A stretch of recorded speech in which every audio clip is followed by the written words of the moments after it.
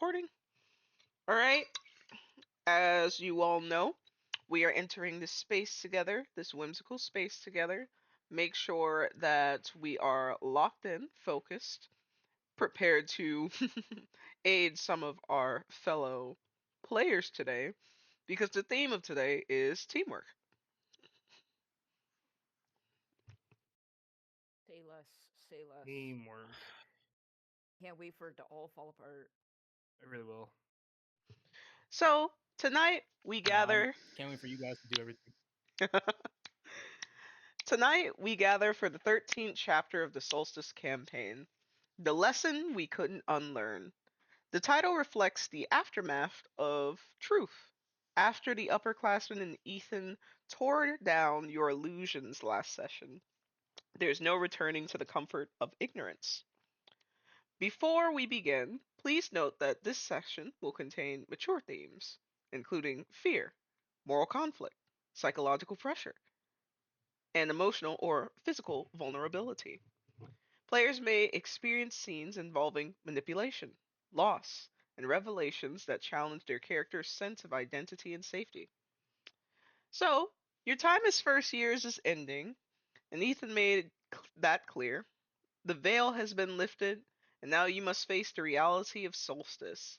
Knowledge comes with a cost, and survival depends on what you're willing to sacrifice to keep it.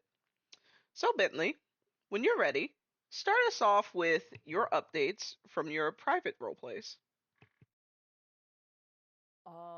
It started really great. It started really confidently. We went to the gaming lab to go meet up with our crew, which is Lyra, Sarah, Quinn, and Ash, and they pulled together some money to buy Bentley a Switch with Animal Crossing because they said, he should relax, and I think they felt bad with the way he hit the ground in the battle sequence with when Salem and Silas's plot points started to pop off. So he was extremely excited for that. He's playing the Switch, and while he's playing his Switch, he realized that the gaming lab had a bunch of upperclassmen, so he could start doing his literature extra credit. And the literature extra credit is learning about what deities the upperclassmen worship. So he started going around the lab and he was asking questions to the different upperclassmen. Lyra was there. Orion was there. He works as the gate guard, and Orion was the person Ash had made the relationship with to let them check out, even though they were a freshman. And he also was talking with Elion, which was his Viridora RA. And then after that, he was going to meet up with a different upperclassman named Elias, but Bentley just calls him Lee because that's how he introduced himself back in the sequence where he was being a TA. And Elias said, like, hey, if you come and talk with me and you just kind of flirt around with me, I'll help you with your homework. And he's like, oh, bet money. So he goes to his job shift as a TA in the science lab during his night sequence to meet up with Elias, but he decides to do his science experiments first to try and knock out a different piece of homework. And while he's doing it, he rolls in that one, obviously. We love Bentley. He rolls in that one every time I roll. And he ends up burning himself, and he doesn't know that he's burned himself. So he's kind of crawling into the science sink, and he's just having a panic attack. And then one of the upperclassmen takes pity on him, and they basically pour a bottle of alcohol over him to ease the burning.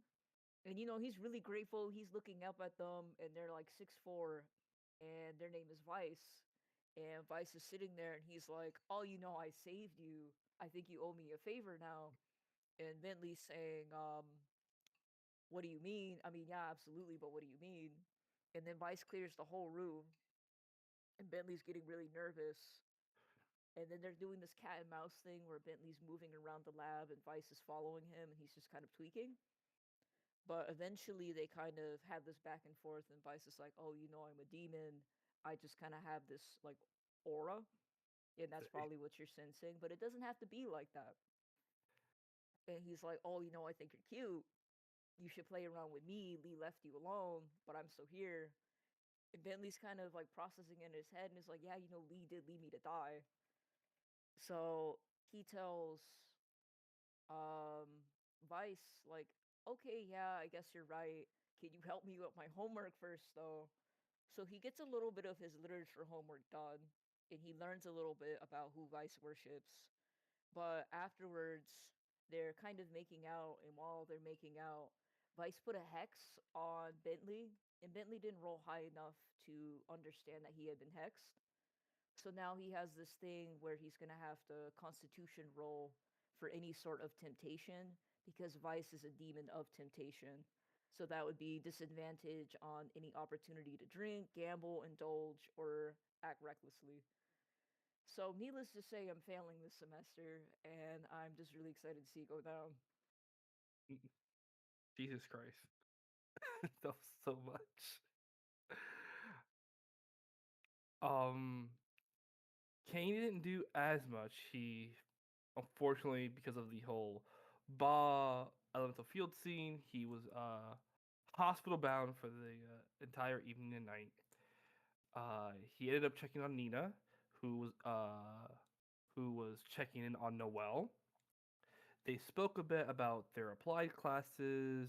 I found out that Noel got recommended for 3 applied classes, and if he keeps the track that he's been going on, he most likely will become a teacher by year 3. Um, they're talking about applied classes, how stressful it is to um, keep up with the homework because it's getting harder.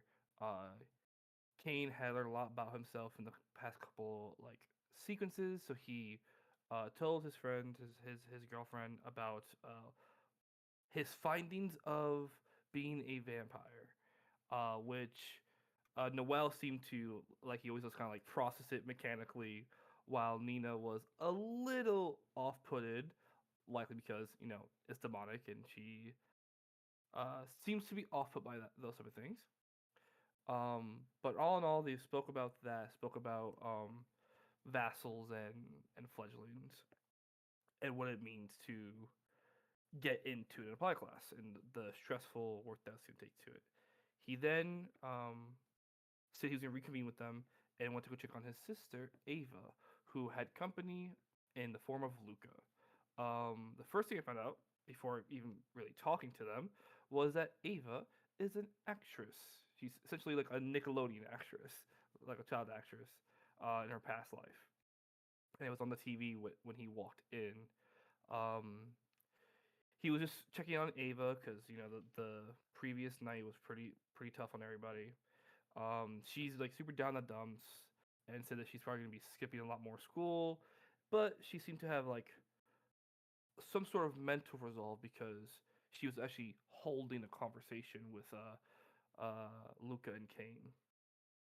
They spoke about the school and how Luca already kind of takes school seriously and or the classes seriously, and Ava is kind of following that kind of mindset now, and even mentioning like she's not very draconia. They both said that Cain can do with hanging out more and not like staying in the draconia common room or in his room studying, and that he should like have a little bit more fun.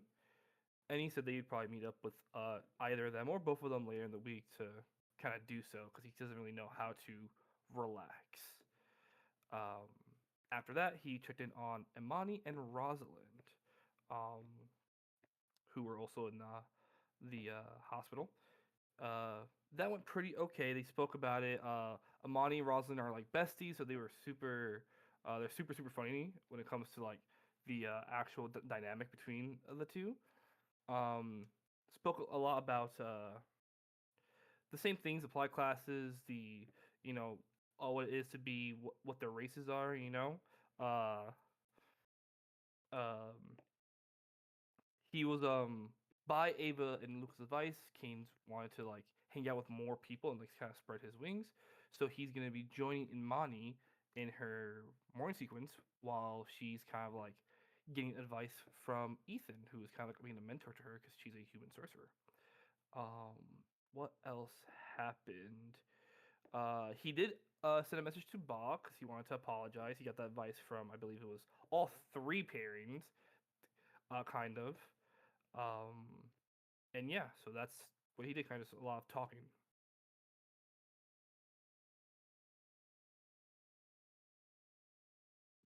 Um, for Misty, where we left off, she uh goes to the library to return that book the person left in her room to at least get their name.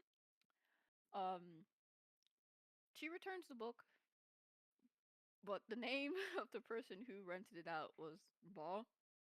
So she's just Crazy. like, this is insane because what do you mean?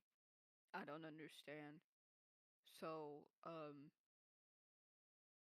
she's gonna try and dig deeper into that. And then she also tried getting a vampire book, but they did not have any more.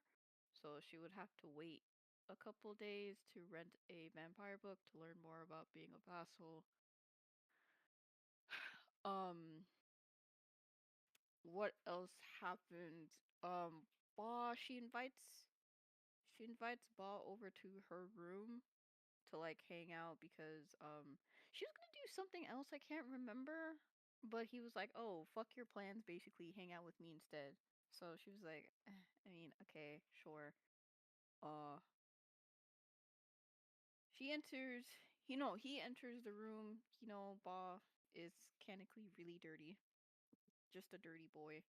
Um, they end up taking a bath together, and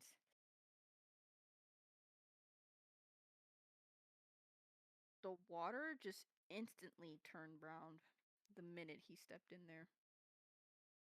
So Misty also Mm. tried to Misty gave him a bath. So she kind of like manhandled him in the tub and just started scrubbing down on him till he came out squeaky clean. Uh he nearly bust his ass afterwards though. But um uh um oh yeah, and I also made plans with Luca to hang out at the cafeteria rooftop so they can talk again. Um Cafe, cafe, cafeteria rooftop. That's crazy. Yeah, some rooftop. I can't remember if it's cafeteria or not, but I know it's a rooftop that they're meeting at again. Oh, it was art. Oh, well, rooftop. Um, Why are they always on the roof? and I guess that's pretty much it. Well, besides, I think, oh yeah, Ba was pretty upset with the whole Cain situation too. How Cain, no, Cain's girl snitched and wrote something to Ethan. I forgot about So Ba did come in like kind of upset and angry, and he's like, "Fuck your little friends." Um, Fuck that so guy. that. I don't know what's gonna happen. To be honest, good luck. But yeah, that I that that totally forgot about that.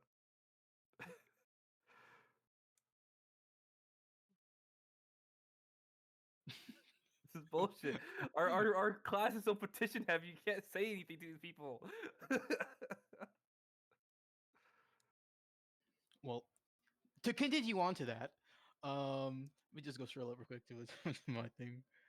Hold on a second. Let me start this shit. Sure, we talked a lot. Okay, so I was talking to Roman about the whole pairing thing because obviously that sucks. Being paired with both Misty and Cain. Um, and then at some point I had mentioned my phone. So he was like, "Oh yeah, what happened during like element or like the little thing?" To which I explained to him the whole thing. And he was like, "Fuck." And so we went to the elemental. Sorry, not the Magitecker labs. And at the moment we got in there, we didn't even have a chance to actually tinker with anything, because surprise, surprise, Baha was already just hanging out at the Magitecker labs. So he was like, "You two look bored. How about we change that?" I was like, "Fuck, I don't really want to do any of that." But he was like, "Hey, it's okay, it's okay. Hold on a second." He said that we got off on the wrong foot. And he was like, he just gave us a little challenge, but let me offer you a rebuttal. Uh, and I said, okay. And he said, basically, this was going to happen. I'll give you your money back, and I'll remove the software if you clear everything up with Ethan that Cain was the perpetrator, and he attacked first. I said, absolutely. That's what happened. And then Roman was like, Cain did that? Because I forgot to tell him that earlier. Oh my god. And I quote, Roman said, I fucking told you that guy was a monster. Uh so me and Ba are pretty cool now. He was like, all right, yeah, you send that message to Ethan, and me and you were good. He was also pretty pissed that Nina ratted on him and told Cain to send the report. Um so we all mingled with the fact that we hate Cain, which is, the best case scenario for me at least. Uh I'm so and happy. then we were like, okay, well, we came to the Magic Ticker Labs, we might as well do some shit. So we were thinking about it, and I was like, oh, you know what? Maybe I should dabble in trying to build something to talk to Titan and Stein. And Roman was like, you should just try to do that yourself, like in your mind. And I was like, yeah, maybe you're right. So that's what ended up happening, where I sat down and I started to meditate, and ended up doing it. I don't even remember what roll I hit, but I hit something. And I got in there, and I was just in my own head, walking around like my consciousness, and that's where I saw Titan and Stein aura farming. Um, they were just standing there talking, and so, but we were just talking with each other, and we were getting to know each other. I had apologized to them because I felt like I was being in control too much, because it's my body, but I got two roommates, uh, and we talked. And Titan doesn't really like me. I can kind of tell he thinks I'm a little ahead of myself, but Stein was okay. He was chill. Uh, so we talked, and it kind of just came down to, hey, we should be under an agreement that we should kind of figure out this little rotation thing to kind of to have our own like whoever we best suit each other. Stein was like, I'm the smartest, Titan's the strongest, you're the more charismatic one. So whenever those opportunities arise, we'll just switch, you know. Uh, and so yeah, that's what we talked about. And then doing that, I ended up actually getting a new or upgrade to my current ability. I forgot which one I picked. Let me just click here. So instead of just rolling a regular 1d3 and seeing which one I choose, when I face stress, emotion, or danger, I roll a 1d3 to see which mine takes place. And it changed up a little bit. One is Titan now, and I get plus bonus. I get a +1 on bonus strength. Two is just Tim, and he gets no modifiers because I don't know why. I thought he was cool. And then three is Stein, getting a +1 on intelligence based rolls. And then they just stay in effect until the end of like that specific scene or conflict. And yeah, and then I escaped, and apparently I was doing that shit for an hour. Okay. Roman was like, "Yo, you just been sitting there." We were just me and Riven were just me, me and Riven were just working on stuff. We didn't think it would take that long. I didn't know that the time went by in my head too. I thought that was like a 1, 2, 3. So yeah, that's all that happened for me. All right. Thank you all for providing us with the lovely recap. Sometimes even I forget what happened, so it's good to know that all of you, to an extent, got tormented by an upperclassman. Now, we're going to go ahead and get started.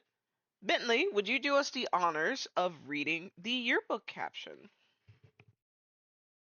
When I see it, I will read it. Oh, there we go. Chapter 13, The Lesson We Couldn't Unlearn. Eyes open to the whispers of the arcane dawn. Dreams fade, purpose returns. Bentley trunges into his room just as dawn breaks, lab coat still dusted with graphite and faint burn marks. The quiet hum of the dorm greets him like a lullaby. He barely manages to wash his hands and care for himself before he collapses into bed. As the sheets wrap around him, the faint glow of unfinished experiments flicker in the corner. a reminder that even exhaustion can't dim a curious mind. Cain, on the other hand, finds himself quote unquote awaking in the hospital, to which he is provided with a nice sterile breakfast. The scuffle with Boss still aches in his ribs, though not as sharply as the unease gnawing at his chest. His phone buzzes. He receives a text from Ava. My card declined, second hand. Yeah. My card declined second hand from being near yours. Here's something so nobody thinks I'm related to someone who uses Cash App in installments. Moments later, Cain heard a knock on his door. Cain, would you like to open the door? Can I use my ancestors to know who it is before I open? You can. Go ahead and give me an intel roll. Mm. Is it intel or the wisdom for the spell? Which spell? Enhance hearing? Yeah, That would be the wisdom. they're the Wisdom to yeah. okay. Oh, No, we're gonna get a nat 20 right now. Watch. let's see. Gonna kick it off like Misty did last week. No Great. idea. No Okay, idea. open the door. He opens the door, just gets rocked. Yeah, let's open the door. It was a pristine $75 lunchbox waiting on the floor, expressly ordered by Ava. Can I have that? Awesome. Tears of joy. He eats it now. Meanwhile, Misty stares blankly at the window, realizing she watched the sunrise without rest. Ba had sworn he'd only close his eyes for 10 minutes, and it was the truth. Neither of them had truly slept. He stretches, checks his phone, and grins at her with that infuriating spark of energy. Come on, Miss, let's go, he declared, not particularly bothered by the fact that Misty doesn't have the time to freshen up as he has. Hilarious. Meanwhile, Tim wakes up feeling Mhm. more himself than he has in months. The sunlight filtered through his window, and it feels gentle. He runs his hand through his hair, chuckling at the memory of last night's revelations. When he opens his door, a tray waits for him, identical to his own favorite breakfast. The note reads, We already solved the money problem. I know it's his ass. the note reads, eat up. It's from Roman. Sounded ominous. But So, wait, no, hold on, wait. Oh, it's the breakfast one, right? yeah.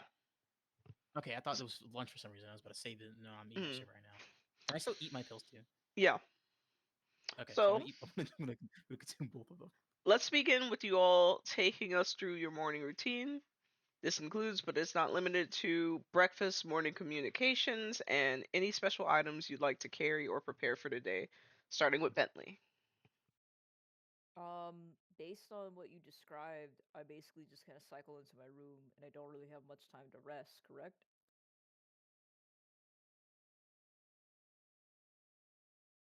All right. Bentley gets up and he is going to freshen up, wash, bathe, none the wiser about this hex floating over him. Yesterday was crazy. Today's a new day. He's very optimistic. He puts on his usual jewelry, his gardening equipment. He just carries that with him because, you know, just in case. And that summarizes his day, basically. Yeah, there's not much I think King can do in the hospital room, but he'll do whatever he can to like freshen up. Hopefully, there's like a sink around. Maybe there's like is there like a provided toothbrush or something like that? But um, he just does what he can to freshen up in the hospital room. He definitely is going to take the lunch Oh yeah, he died thing with yesterday. him. Forgot. So he has something to eat because he has no money. uh, and he will. I mean, he'll probably text Nina because I think Nina went back to her dorm at the end of the evening and be like, "Good morning. Um, hope to see you later today. Like in passing. Hope you slept well."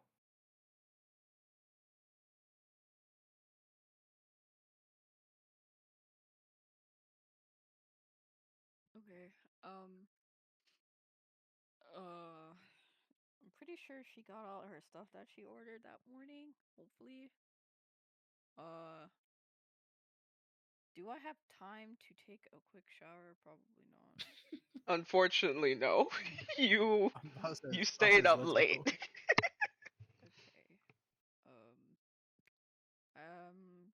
mm, I guess she's gonna have to freshen up the old-fashioned way. Obviously, she's gonna like brush her teeth. She's gonna put some deodorant on, change clothes. Um.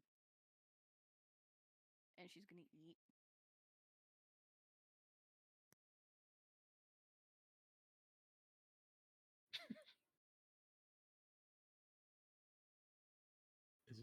Is that all Missy's doing? Is my turn? Yes, it is your turn now, Tim.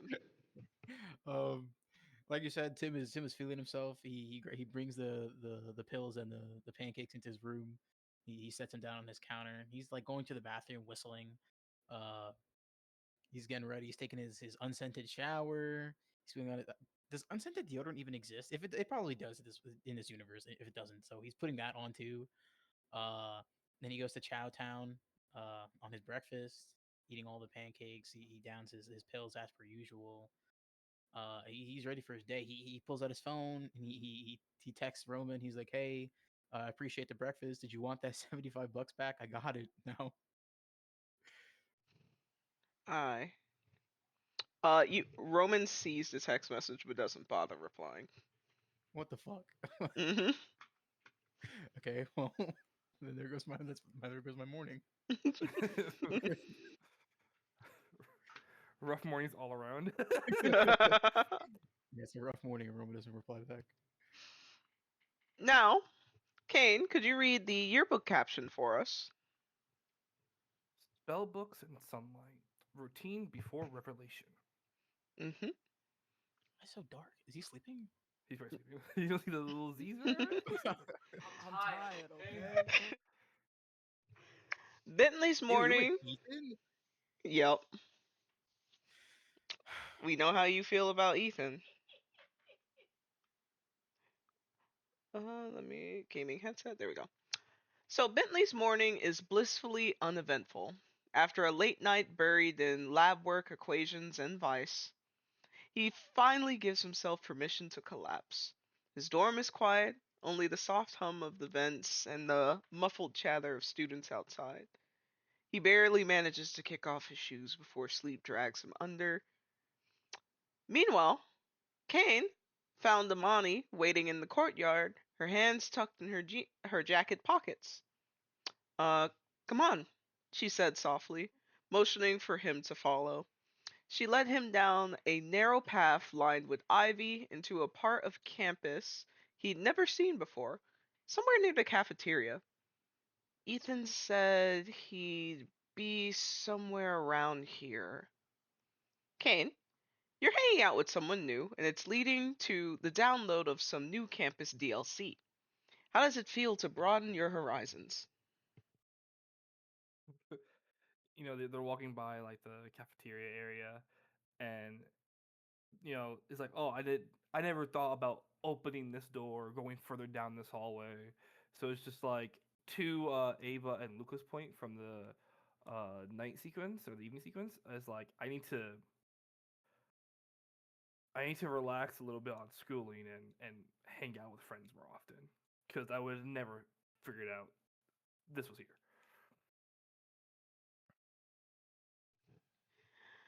Amani squinted at the cobblestones until she saw it. A warm, golden sign that read Sunrise Savories. a bistro tucked neatly between two old pine trees. A bell chimed as they entered. Behind the counter, Ethan stood with his back turned while arranging a flawless parfait layered with vanilla cream, candied fruit, and caramelized oats, something straight from a Michelin star menu. His braces caught the light when he smiled. It might not be the parfait your son made, but I'm hoping it's close. He turned mid sentence, going slightly wide eyed when they fell upon Cain. Oh, didn't know you brought company, he said, more Oh so. my god, man. He said, "Oh." He I just want said, to retire at this point. Holy shit. he said, more so out of guilt for what he said rather than Kane's presence. His eyes shift towards Amani, cringing at his own mistake. I'll comp every single one of your meals here if you don't get mad. Kane, Amani seems close to your age, too young, by all accounts, to have a child old enough to cook. Ethan's reaction confirmed it wasn't meant to slip. How does this revelation impact the way Kane sees her? I don't think it impacts him negatively. Actually, I think Cain raising such a huge and uh caring family. I think, well, not, I guess not caring, but like just so many siblings and stuff. Um, I don't. I think he's like, oh, she, it's I guess a concern. Like, I wonder if that was most likely a mistake on somebody's part, but the fact that the son could cook, the fact that she at least spoke about it with Ethan, it's like, oh, okay, this is a family oriented girl, I assume, and that's kind of what he takes that information. It's like she has a family and at least cares about this son, even though she maybe had him too early. Silence fell over the bistro like a curtain. The faint clink of glass, the only sound left hanging in the air. Kane could hear it. Ethan's heartbeat, quick and uneven, like someone desperate to dodge conflict. Then, Amani broke the stillness with a soft chuckle. Well, I'm looking forward to my free food, she said, sliding onto the bar stool and taking her parfait with practiced ease. And make one for my little friend, too. The relief. Yeah, let's go. Good eats. Goodies. The relief in Ethan's pulse was instant, though still irregular, strange for a human. Ah, Ethan sighed, smirking. Secrets out and suddenly you're using your mommy voice. Ooh. He turned to prepare Kane's parfait. Hell yeah. So, Kane, would you like to eat the parfait? Absolutely. Hmm. Watch out, it's Absolutely. poison. He has eaten two of Ethan's They're trying to meals kill you. already. He knows how good this man can cook. He's surprised every time. He definitely sits on the side stool next to Imani, and as he's like waiting, he goes, I won't tell anybody. Hmm. And then Mani says, you'd better not because, and she sighs him briefly, I don't want to have to, but I can definitely kick your ass. Hey, hey, kind of does a little like lips are sealed motion. Is like, "Yeah, it won't get out through me. Can't wait for him to slip up. Yo, why are you praying on my downfall right now? I'm already in the hole. Ken, from eating from eating the parfait, you will be enjoying +1 wisdom today. Yeah. Meanwhile, Misty walks beside Ba through the early morning haze, his lazy stride a sharp contrast to the restless energy in her chest. The Bite Club meets behind the art building, a half-forgotten corner of campus that reeks of paint thinner, old clay, and something faintly carcinogenic. It's gritty, it's loud, and alive. A crowd of two upperclassmen lounge across paint-splattered benches, grins on full display. Cha-Cha's voice cuts through the noise, bright and unfiltered. Oh, I can't wait for herbology today. Elian's gonna be there. He's so cute. Elias rolls his eyes without looking up, mothering. You say that every week. Meanwhile, Bob bumps Misty's shoulder, flashing that wicked grin. Look sharp. These are your people now. So, Misty, what are your initial impressions on your fellow Bite Club members? What do you mean these are my people now? But Misty briefly spoke with um Lee in the science lab. He seems cool. He does potion brewing and stuff, so that's nice. Um Cha Cha, she hasn't interacted with her at all. Um except for seeing her on the Simstagram posting how much how much she adores Elian, which is our TA for Viradora. Um, Misty is feeling, I guess, a little nervous, maybe. Ba approaches Cha-Cha and Elias with that familiar swagger, mischief already written across his face. Alright, guys, you know the drill. New face means it's time for roulette. Cha-Cha squeals, Elias groans, and Ba gestures. Phones out. You two, Miss. They all press their screens together, forming a small glowing circle. Misty, do you allow your phone to enter the circle?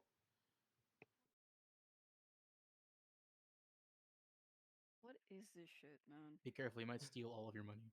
It might steal all of your money. Okay, yeah, Misty is going to put her phone in the circle. Mm. Ba's device flickers, cycling through commands in rapid flashes. Misty can only pick up on three particular words: steal, scream, or seduce. Misty, will you provide me with a 1d3? W.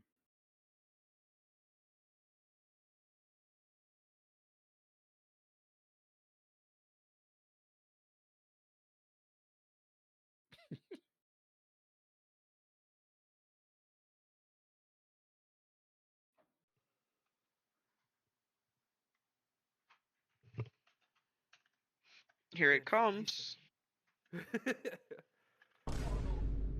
Oh, Well, dude, I so you're broke. $0 for you. It's over. Misty, you have rolled a juicy 1. So, when the text stops on her phone, it stops on the huge letters that spell out steal. And at first, for a second, all it says is steal. And then the word steal gets a little bit smaller and it shows exactly what you have to do. Steal a professor's phone and take a selfie on it. What? What? That's insane. What an insane game. All right, you have your marching orders. Who do you think about stealing from? Ethan. Gallows? Oh yeah, get Gallows phone doing a selfie.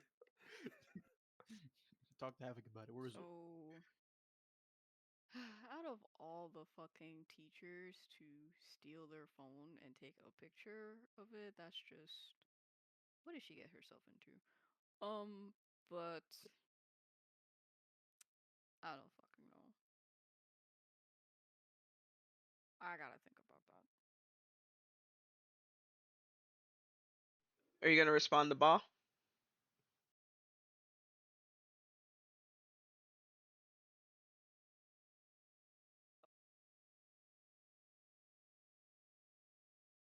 probably, I don't know, maybe Thornvale? The elemental manipulation teacher? Yeah, that one. Leave her alone. Well, as long as you do it by the next Bite Club. Isn't that every morning? Do you know when the next Fight Club is? And the next Spike Club is. Don't be silly. You know it's every morning. So today you have to do it.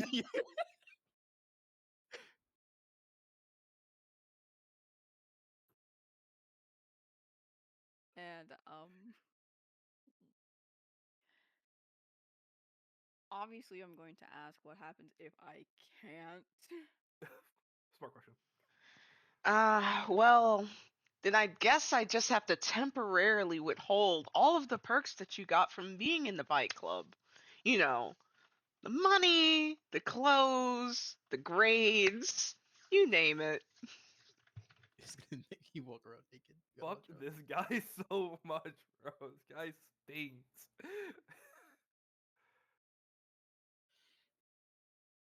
Okay. Can I change the professor that I want to go after? Oh, I don't care what professor it is, as long as you take the selfie. Okay. I'll figure something out. You always do. Meanwhile, the dark magic room hums with restrained energy as Tim steps inside. The faint scent of metal and ink lingers in the air, candles flickering in a careful formation. Fellhart Sounds like Dark stands. Lane. Fellhart stands waiting, posture deliberate and his gaze calm and assessing. You're punctual, he remarks, producing a small Stuffy nose. Magitecker ring that gleams under the dim light. So, Tim, would you like to accept the ring? Mm. I walk up to him and I say, thank you for giving me the time yesterday. And I'm sorry about the other night when I lashed out. I'm still mad about everything, but it wasn't your fault, so I apologize for that whole thing. And I appreciate the ring. Mm. Fellhart says, the ring will do exactly what you asked for. But remember, technology is as much a tool as it is a handicap. There are places where magic suffocates tech, and when that happens, you'll need to rely on you. Though, I doubt that'll be an issue anymore. The words feel both like a warning and a vote of confidence. As always, it's like he knows something you don't. Insane. Keep a secret from me, man. Is this ring gonna explode? You put a bomb in here. Tim didn't say that. Tim didn't say it. You're jinxing it, bro. I guess I put on the ring. So what exactly did you do to it? Exactly what you requested. I improved upon it so that you may shift seamlessly between your personalities, uh, as well as assured that the handicap that Ash has placed on it wouldn't, how you say, backfire. Uh, okay. Well, I guess a deal's a deal, so better time to do it now than later, right? Hmm? Before you do, there's something I'd like to let you know. Hmm. The magic surrounding Salem's disappearance has been traced to Hel, a deity from the Rift. Fuck. Not of this realm, not entirely of any. His gaze drifts briefly to the candles flickering in the corners. The path she's on will be a harsh one, but it's the one she chose. I'm not saying that you shouldn't try to bring her back, Tim, but if you start digging into Hell's domain, understand demonology isn't a study you touch once. It consumes. So, do with that information what you like.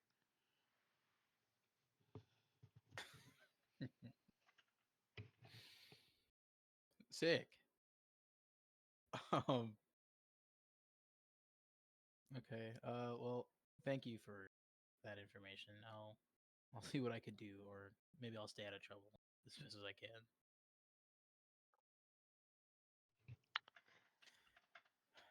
All Now, right. Well, I guess time to use this fucking ring. go ahead. So I just, because it's the ring, so I just change into Titan immediately. I don't have to, or do I Yes. still have to? All right. How did I do this last time? Ring, turn me into Titan. And then, like, the Ben 10 sequence starts going off.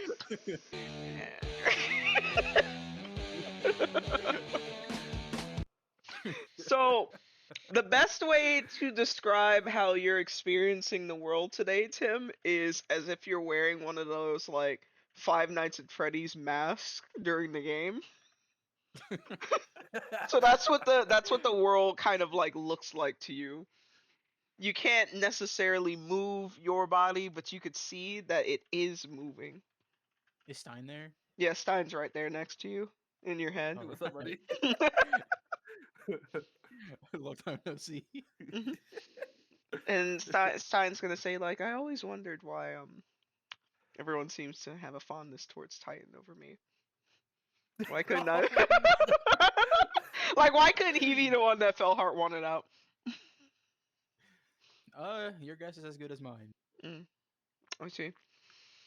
Now, players, is there anything else you would like to do or say in your morning scenes before we move on? Well, I can't do anything. I'm just- I'm sleep.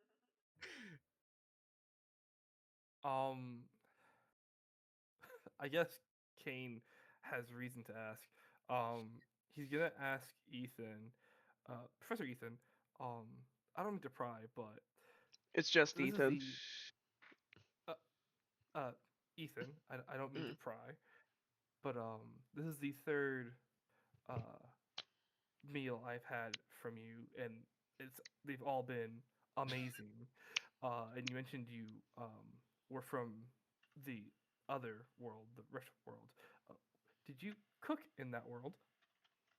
I did. Okay, that makes a lot of sense. Okay, this might come off as too much, but I've been trying to get into cooking. I cooked a lot like home meals for my family before this happened. Um, and I don't know if you're taking on cooking students, I'm gonna stop but you right there. That does not want to talk to you.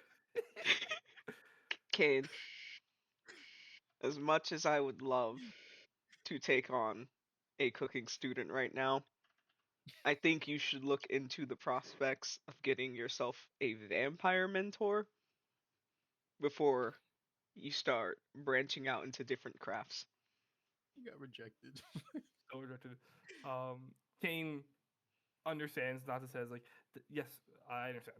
Okay. Hit me up in your second year, maybe.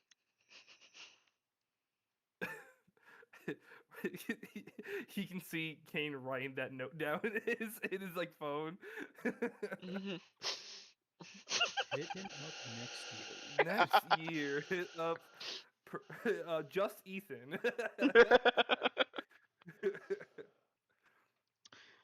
All right. Would anyone else like to say anything in their morning sequences before we move on? No. All right. So, Misty, will you do us the honors of reading the caption?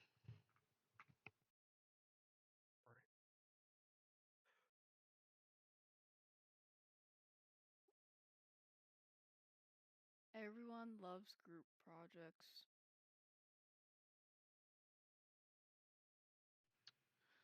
So, When the group arrives for coven courtesies, the first thing they notice is the seating.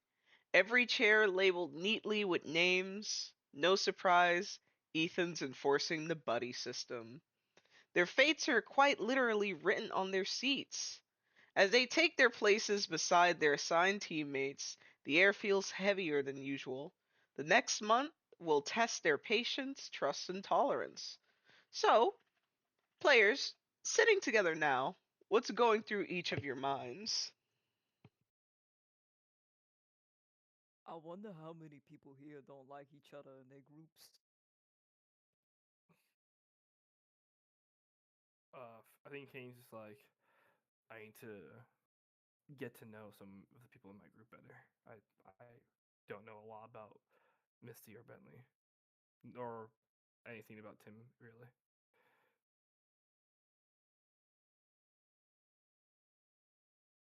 Um, she low key doesn't want to sit with these people. Oh wow! What the heck, dude? Whoa, man. What did I do?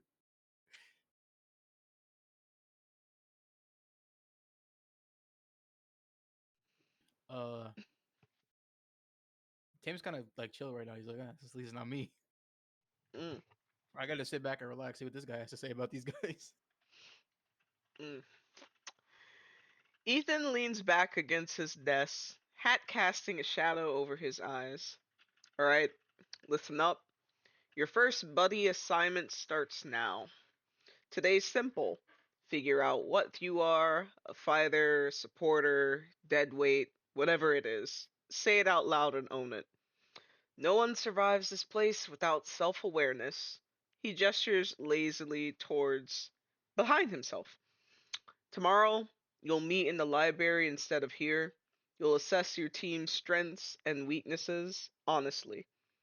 By day 3, if you manage to survive working together, I'll give you your next assignment. Consider this your warm up. I suggest you get started today with the basics. You'll find a few conversation starters on your phone. As everyone looks down to their razors under the category of coven courtesies, they see no assignments, no conversation starters. So, players, how do you intend to do the assignment without, well, the assignment? Hey, teach. Family's looking around like, it, is it just me, or there's nothing out here, right? We just doing icebreakers then, right? As you look around Bentley, you see that your fellow classmates are also kind of looking around. So, Tim, you said, hey, teach. Well, I mean, I hope Titan said that because I'm just chilling. Oh, I don't okay, know how you're this right, works, you're man. right, you're right.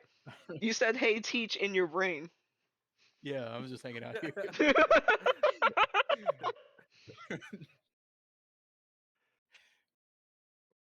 I'm on autopilot today.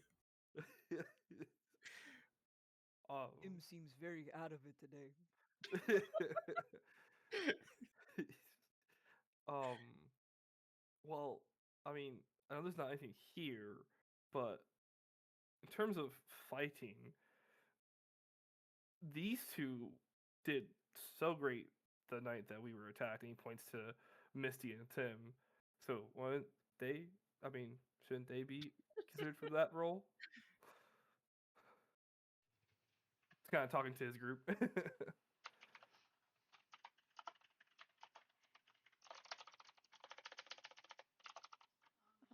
Misty is going to respond with, I'm guessing this is a warm up, so I guess we talk about our different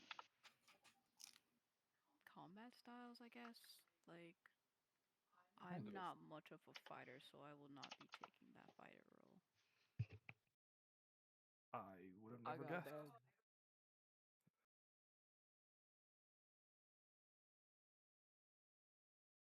What was that, Bentley? Oh, I was saying, everyone pause. I am awaiting a specific role. Oh, Oh, I'm nervous now.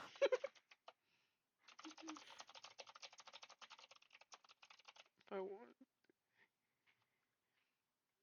Waiting for Really roll. about we really about to live this roll Okay. first, cry later. All right, you guys could go ahead. Wait. So no roll. No. Okay. So Tim, to everyone's knowledge, is not Titan. So Misty, you say you aren't a fighter, and Tim, not Titan, to your knowledge, expresses, "What do you mean you won't fight? You're built like a fucking linebacker." He.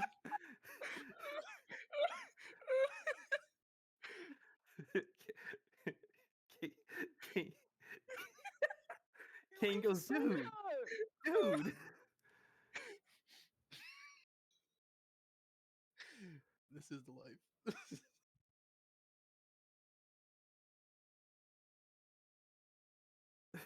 Dude, that was extremely forward. What the fuck? Is that what Cain said? Yeah, Aloud? he's thinking that. Yeah. Okay, Yeah, okay. He's hanged out with him enough times to know that's like that's crazy.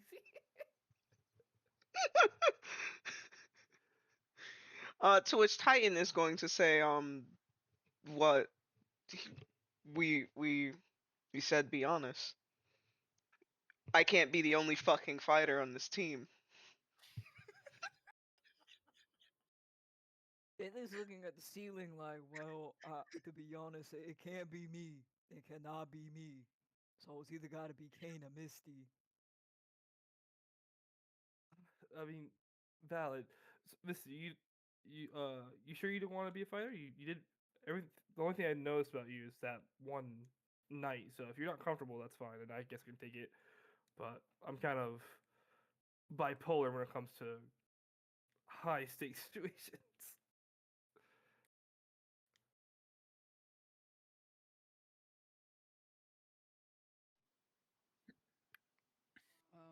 Misty is going to.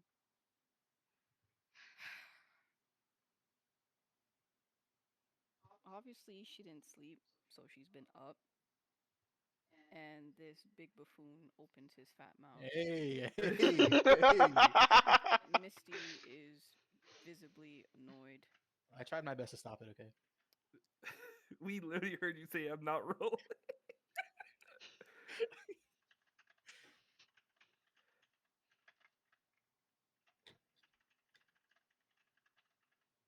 Um, she is going to.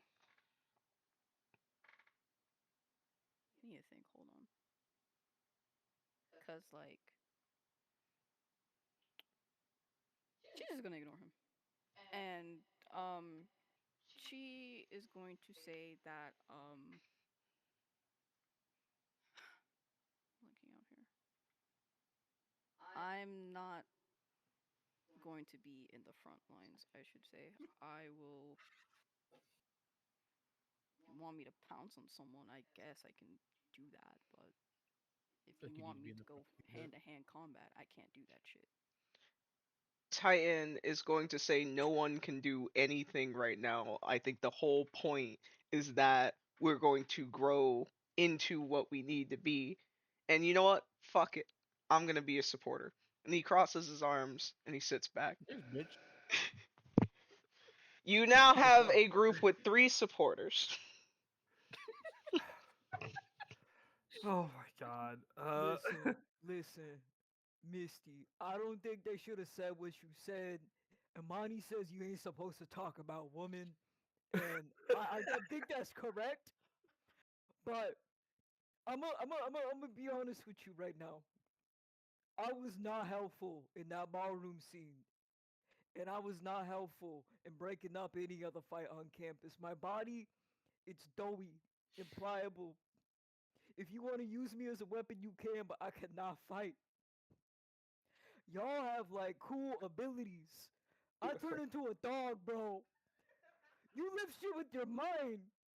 Throw me a bone. Shit, no pun intended.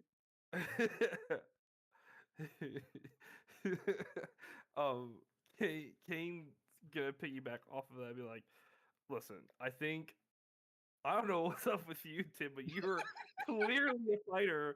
I don't think I've ever seen you do anything support. um, I was going to that one. you you didn't just grapple. You can't grapple Jasper and be like, I'm a support.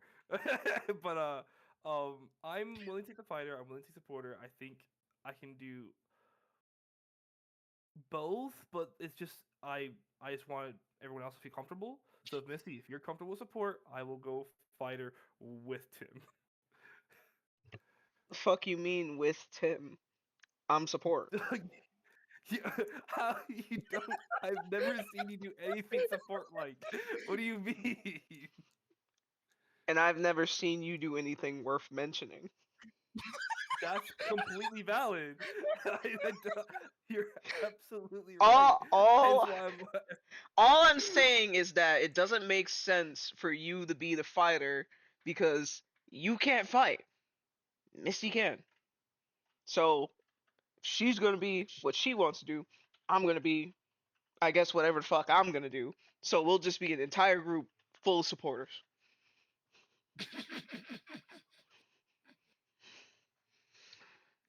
So players,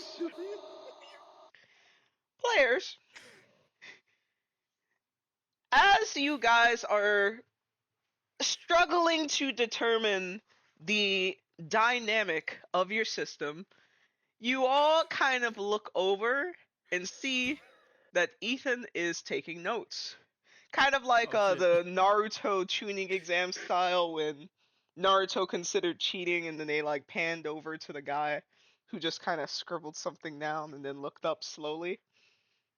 Sorry, Professor. So you don't know what the significance of the buddy system is for this last semester, but Ethan, in the very least, appears to be taking it very seriously.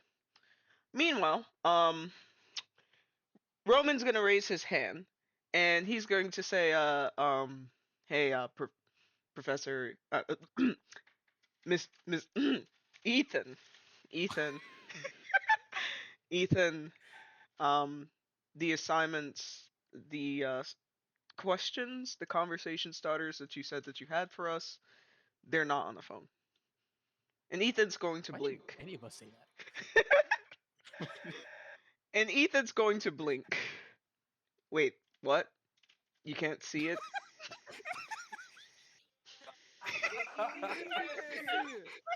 We did the whole thing. We did that for no reason, bro. we blow. He pulls a Razor flip phone from his coat pocket, something no one's ever actually seen him use. The room goes silent as he flips it open with both hands, squinting at the screen before sighing. Alright, give me a second. He starts tapping the buttons carefully, like somebody's grandma, mothering under his breath. Is it up now? Roman's gonna like look down at their phone, refresh, shake his head, no. And Ethan's gonna be like, no. Great. After a moment of silent irritation, he slaps his phone on his desk and grabs a piece of chalk. Fuck it. He mothers, scrawling on the board.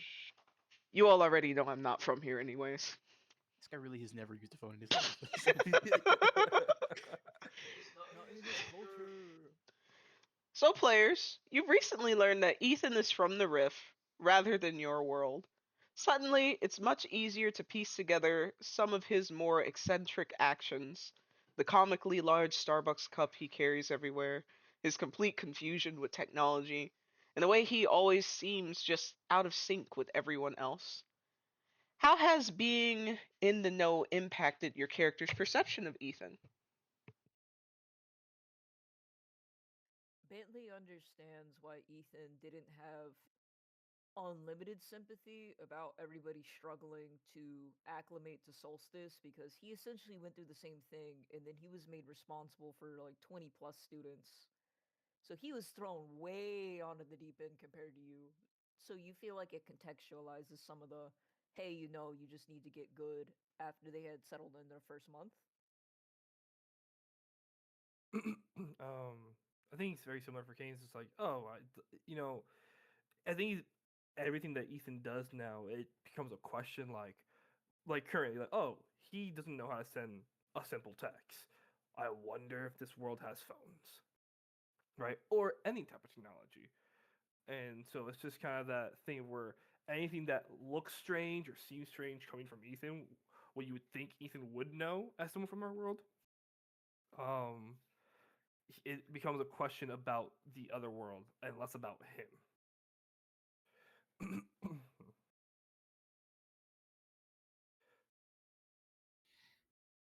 No comment. Just no comment.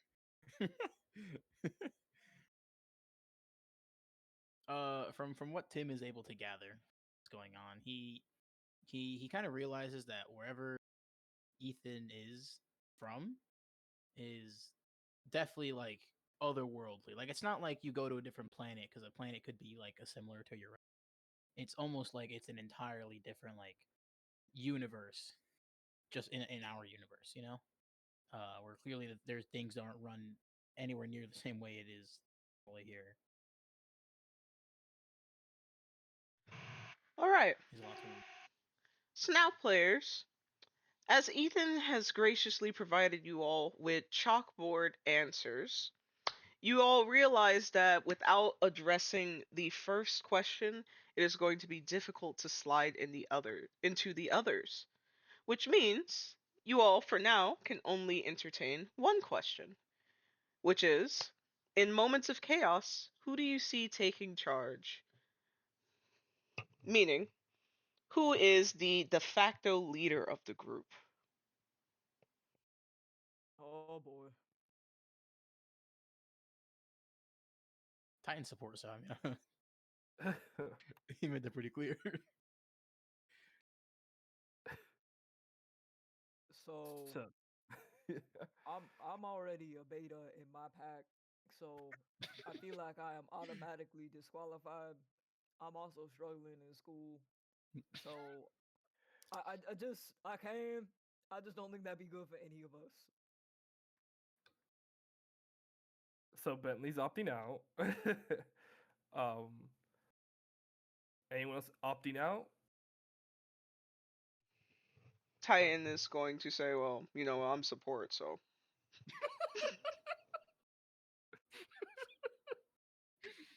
Ain't you doing good in school though? not as good as Listen, I Cain. might not. Yeah, Yeah. at least I'm not. I'm not a fighter, but I do well in like class and strategy, I guess. So I can take the role. Lee doesn't really mean the strongest, so Oh, what about Misty? Misty, you like, I don't know. I see you run with a lot of people.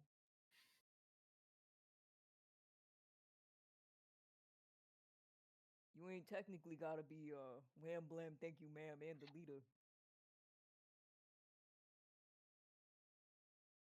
Um,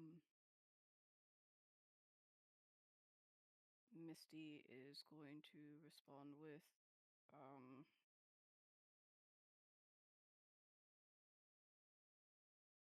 she will. She's going to nominate Cain as the leader, and then also apologize that he has extra weight he's going to have to carry, and she looks over to Tinhead over there. Whoa, I mean, whoa! to That's Iron which Man to you, to buddy. which Titan is going to reply saying, yeah, it's going to be hard carrying a 500-pound dragonborn on your back. Yeah, it's guys, gonna we need suck to carrying a man made out of literal titanium. we need to fix this. Misty, Over there. Misty, can I get a con roll? Timestamp that. we need to fix this. Not my fault. Titan's a menace. That's the worst. I mean, how do you guys think I felt talkative yesterday, right? He wasn't too nice to me either. Really? No, he Okay. wasn't the meanest thing, but he wasn't being the like the nicest. Is she gonna jump on me?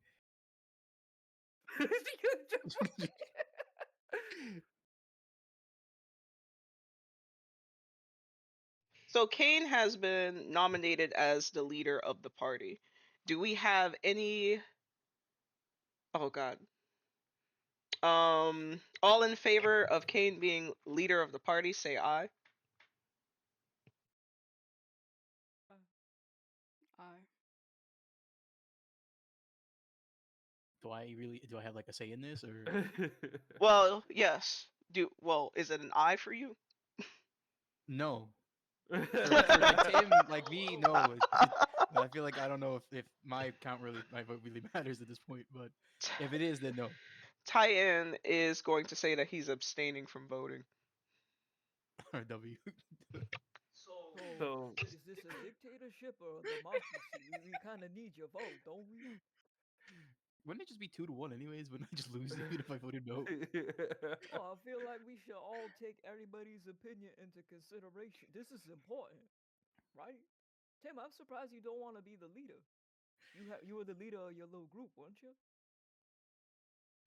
Yeah, but let's just say that that little group had people that were All right, hold easier on. to work with. Hold on. Now, as tensions become increasingly high within the party, Ethan crosses his arms, leaning against the desk. All right, listen up. As I said before, tomorrow during the Coven Courtesies Hour, I expect every single one of you at the library. You're turning in a full report. Strengths What? and weaknesses of your species based on everything we've covered this past month. That means real research. Dig into the library archives or find the mentor who actually knows what they're talking about. You'll also list your own strengths and weaknesses. Then compare them to your team's. Include concerns, solutions, whatever it takes to prove that you understand each other. I'm just going to copy and paste that whole dialogue in here. Oh, Perfect. God bless you. He pauses, adjusts his hat, and then his eyes shifts to your party in particular. Oh And my you already know why. And he says, "Oh, one last thing. About those applied and field courses you got messages about from the headmaster's office." He starts, "An opportunity is just that, an opportunity. If I think you're not ready, I'll deny it myself, grades or not. If I decide you need another year to adjust to your new reality, you can kiss those advanced courses goodbye." His declaration led to silence, followed by the chime of the bell. So, players, after seeing Ethan struggle with technology, it suddenly makes sense as to why no grades have been entered for this course. In fact, it seems like he has positioned himself to be the authority on whether you pass or fail the unspoken task of adjustment. Given the fact that your group seems to be the group that struggled the most to find a sense of togetherness, does your characters have a any speculations of how Ethan might measure adjustment at his own discretion? Essentially, like, you know from the way he looks at you that he's probably going to block your classes if you don't get it together. Um. Oh, now look. Don't look. The original question was. Sorry, you put the clarification, but then I completely forgot the first part of the question. Could you summarize the first part of the question?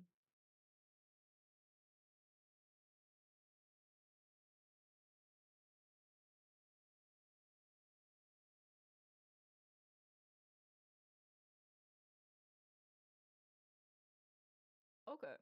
Um, Bentley thinks about the purpose of the activity and the purpose of the buddy system, and he's speculating the entire buddy system was created because Silas and Salem self-isolated and kind of slid through the cracks because they didn't have a support system.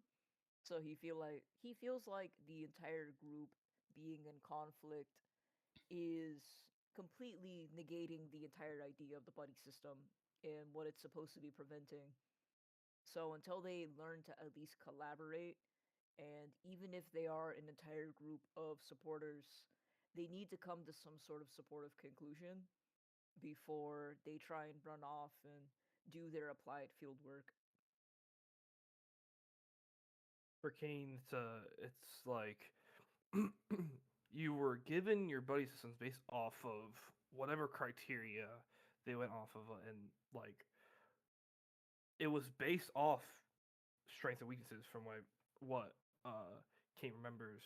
So the fact that there's this bickering, it feels natural because these are people who don't really necessarily hang out, but at the same time, um, not getting anywhere doesn't help. So Kane's already in the like mindset like I need to figure out how best to talk to these people, how best to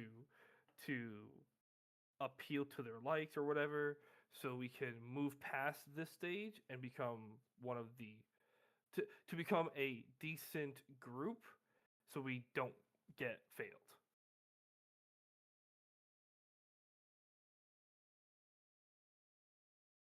Misty is most likely going to reach out to um, Bentley and Cain to figure out Whoa. the like their strengths and dislikes and stuff like that on the side. She will not be entertaining Tim's bullshit. I feel like there's a bit of animosity in this group right now. I don't really understand what happened. Um, I think we got to work on that as a team. Um, Tim feels like um that I think Ethan kind of wants to test our uh what's that called? Fucking I guess temper in a way where he kind of knows that me, Kane, and Misty kind of had that little bit of a thing going on.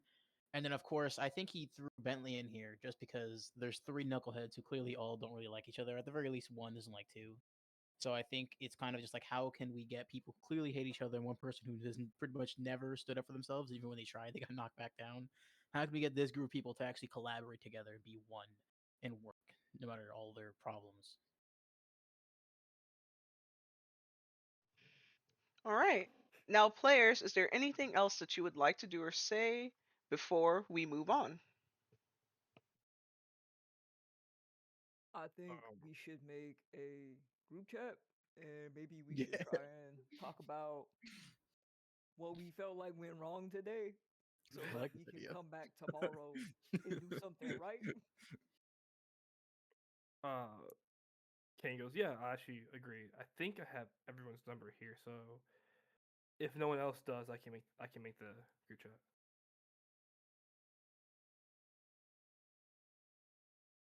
Uh, Does anybody want to say any sort of things that they felt like they spoke and they did not mean? Oh, no, I think we're good. Well, we'll talk later. Tensions are probably Mm, still a little high. Kind of glances to Misty and Tim, who have been arguing the entire time. Just like, yeah. I'll make the group chat and we'll talk later so we can This is get funny now, get but I have around a lot of explaining to do tomorrow.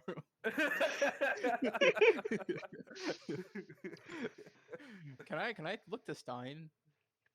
Stein, you're gonna look to Stein, and Stein's gonna look back to you the entire time. Stein's the type of person to kind of stand with his arms crossed. So when you look over to him, he kind of just like uncrosses them and shrugs in a manner that kind of implies that Titan's always like that. And he's been stuck in the head with Titan for some time now. He's not a great conversationalist. Typically I try to stop this, but today I don't know. This is Well, just this is interesting to see. well, Bentley and Kane, you guys share like a side glance given the fact that you could see where most of the tension will be coming from. And the only thing to do now is just hopefully get a little bit further tomorrow. Give me that sweater back. will be square. Now, Tim, please read the yearbook caption for us. All right. Ooh. Oh, I'm about to finish my homework today. We all attended every class except the one that was scheduled. Bentley and Tim decided to drop husbandry to focus on their primary courses. Oh, am I speaking? You're Yes, speaking. okay. Given the time frame and the fallen veil, it's no surprise they've been temporarily placed among upperclassmen. Meanwhile, Misty attends husbandry faithfully. It's her core. Without Silas and her full buddy group, the room feels small, hollow even.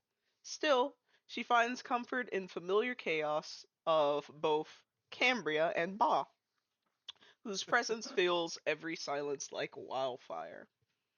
Now, Bentley.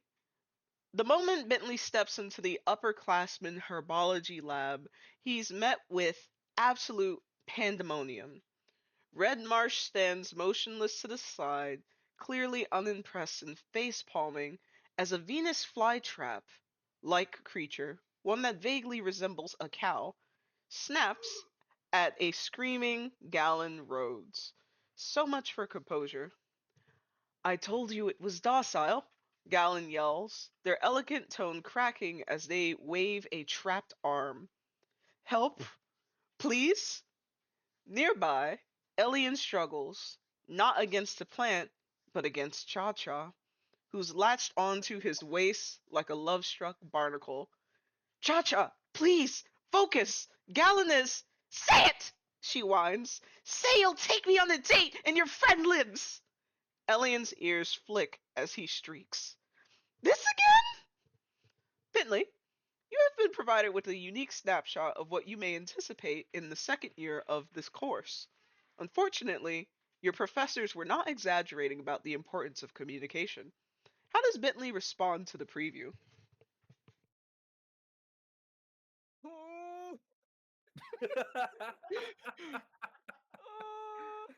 Count me in.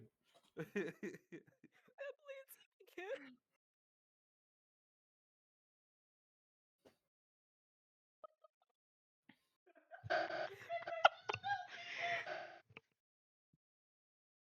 You're speaking so high pitched that the mic's not picking it up. Oh, Red Marsh isn't helping Galen. And then fucking Cha Cha's using Galen's life as a pawn in her chess game of love. It's crazy. It's crazy. Like, you're thinking about all the petty squabbles in year one, and you realize each consecutive year you're locked in with this cohort of people. It's just going to escalate into a point of nonsense. Red Marsh provides Bentley with a forced smile, unable to hide her disappointment in her current class. However, she also does not appear to be interfering with her students' horrific attempts to solve their conflict. She assures Bentley, pay no mind to them. Your station has been moved to the left, for now, to avoid the chaos. So, Bentley, could you provide us with the details of what you hope to accomplish today and the roles to follow? I'm hoping not to kill my plant. Come on, I Bentley. really want to pass. Come on, Bentley. Bentley, come on, man. God, how do you think I feel as the player? Bentley, come on, man. Okay, so he's just doing his basic plant care. He's still on his remedial assignment, so he just needs to successfully care for it 2 more times so that he's out of remedial assignment. Maybe he even gets a tomato out of it. I'm optimistic. This is too far, kid. Give me that juicy intel roll. I'm Come scared. on. Come on, I'm Bentley. scared. Come on, Bentley. Let me. Here. No. Yes.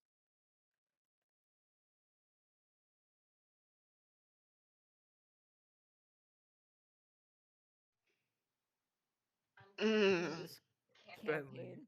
Bentley, Bentley. That's not gonna do it, Bentley. We don't know that yet. The good news is that you don't kill your plant. The bad news is that you Right. don't complete the assignment. His hands are on the table and he's leaning over this plant and he looks like he's about to cry because it's like, I just. It's very upsetting. Meanwhile, back in the first year husbandry class, Professor Gallows doesn't do as much as flinch when Ba lounges on his desk smelling distinctly of Misty, and Misty sits at her desk smelling distinctly of Ba. Gallows has seen worse. He's caused worse. Those Osworth? I mean, he caused this, technically speaking. Valid, he, valid, valid. he's caused worse. Who knows? Maybe he is the reason why Elian and Cha Cha. He would be, bro. um, those of you who've survived this semester, he started dryly. Congratulations, you've done well. His tone shifts, the weight of the fallen veil palatable. Your next assignment is a practical one. Combine magnetism and polyglots to locate and communicate with 5 magical creatures across campus. The veil falls means that they're restless. Docile, yes, but unpredictable. Check the courtyards, the hunting grounds, and labs. Document how they respond to your presence. Given the current size of the class and the nature of this assignment, Ba will supervise you as you work in pairs. Cambria, you shall work with Quinn. Misty, you shall work with Riven. Are there any questions?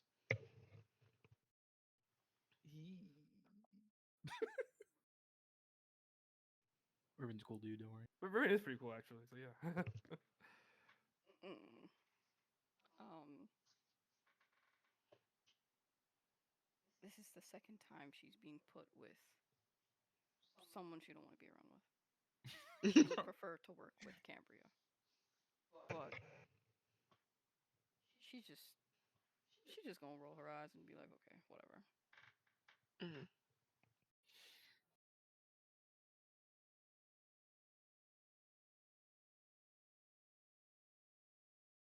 Gaddles would then say, at this time, I recommend that you and your partner carve out a plan of action of when and where you all will be visiting the various nature reserves on campus.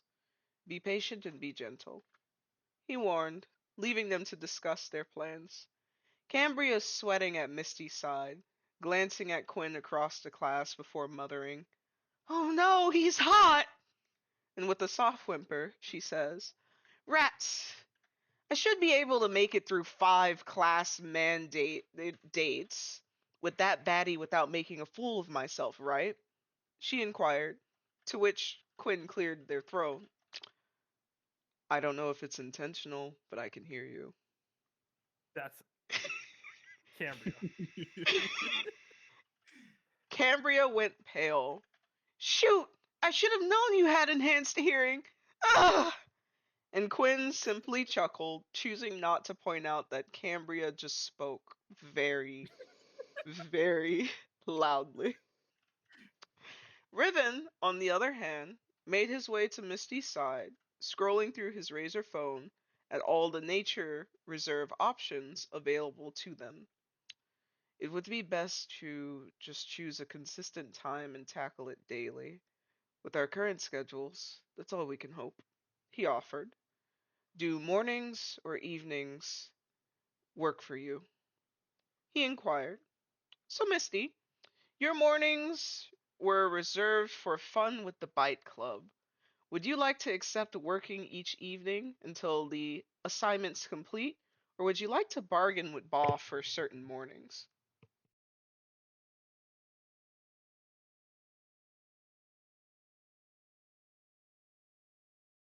She is going to reserve the evening slot and keep her mornings for bike club. And if she does need more time, she'll talk to Ba about missing a morning.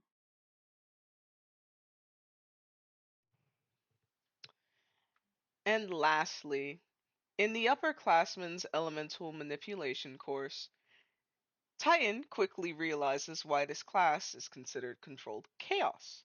Professor Thornvale has stepped aside, arms folded, as the students test their limits. Learned by surviving, she mothers towards Tim, a comment that he would live sooner than he thinks. Tim Hmm. slash Titan doesn't have long to reflect before a boulder the size of the bowling ball hurtles towards his face. What?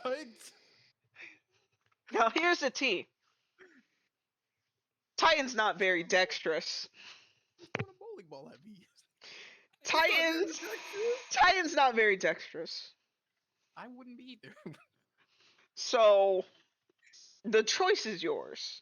Titan can roll, or you can roll. What does that entail if I roll? What is do I switch real quick, dodge it, Yes. then switch back? You would switch real quick. Your choice if you switch back. Wait, so does that Titan have less dex than me? Because I've already had a -1. Titan has less dex than you.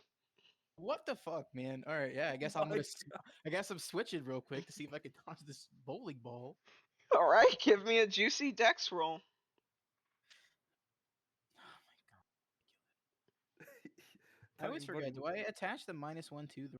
Do I space it out? I think you spaced it out.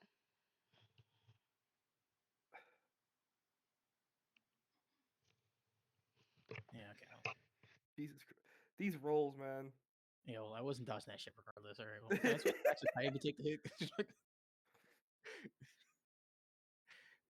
You should have asked Stein, bro. Well, I don't know what his dex is like. You should have asked. I didn't know we had. I didn't know we had different fucking dexes, man. I was All like, right, where this little bowling ball starts getting hurled at my head. you change back to yourself just in Fuck. time to eat get the hit. hit from the rock, Mm. dealing yourself 1 damage. All right, that's What? It that's better basic than it could have been. it basically shatters against your head. And when the Fuck dust you. clears, he's you stare in disbelief. Standing at an impossible 40 feet tall, Eos What? Kellen towers over a pool of shifting water that seems to stretch endlessly downward. Hydromancy, water magic, spirals around him, every motion summoning violent surges towards Vex Marlowe and Panic. Panic looks absolutely miserable, drenched, hair plastered, growling, I hate this element, as he ignites fire in his palms to evaporate the next wave. Focus, Vex barks, flinging stone projectiles like the one that hit you in the face, like cannon fire. The air hums with Eos's voice, deep and melodic. Fire and earth are brave, but they've never conquered the sea. Tim, the final lesson for upperclassmen this grading quarter seems to involve sparring, if not killing one another. Do you feel remotely prepared to take another bowling ball or a propulsion with the force greater than a fire hose? Uh, No. I I would say no, but honestly, I mean, it feel like it just did 1 damage. I know they probably weren't, I guess, aiming, unless they're just really like, man, this guy entered the class. Uh, I would hope not. Uh, I feel like I just I need to get it going. I guess the only one way to go from here than up. So I think I could. I think I got this in the bag, Mhm. especially with these other two guys helping me out here. Admittedly, Thornvale seems curious to see Tim. She seems to be distracted with supervising the sparring match between her students, as well as not Also, it was a uh stray. as well as assuring that no further debris proves to be a challenge for Tim. How may I be of assistance to you, Tim? She inquired. So, Tim, Uh, you have an opportunity to accomplish several assignments at this moment, but you can only choose one. What would you like to do? wait, can I look at my schedule real quick? What class Choose comes first? wisely. I'm almost positive I have elements and charms tomorrow, so I'm gonna have to choose that. just make sure. Do I not? I actually don't. Hold on. Maybe I'm looking at the wrong. I don't know what the fuck. Oh no, today is day 2. That means day 3. So I do have it tomorrow. Shit. No, wait, today's day 1. Is it? Yeah, No, we're it's not. doing the Is day it? 1 schedule. Oh shit. Okay, wait. So then I have an extra day. What class can I? When do I have elemental manipulation next? That's day 4. Okay, so then I might as well try to do my elements and charms or enchantments and charms homework. All right. What spell would you like to attempt to cast on your distracted professor? Um, I don't know. Which one have I not done yet? I think you've done the truth one both times. Did I? Mhm. Yeah. I mean, there's the truth one, there's the giggle one, there's the blushing one for when their crush is around. I just highly doubt Thornvale's crush is next to me. I don't even think it's. You never And know. I don't think it'd be nice to have her laughing and people are chucking rocks and shit. So I guess I'm gonna have to Do do the the truth one. laughing one. It'd be funny. All right. Go ahead and give me a juicy wisdom roll. Wisdom's that I don't always forget my fucking. Isn't it just base? No, it's -1.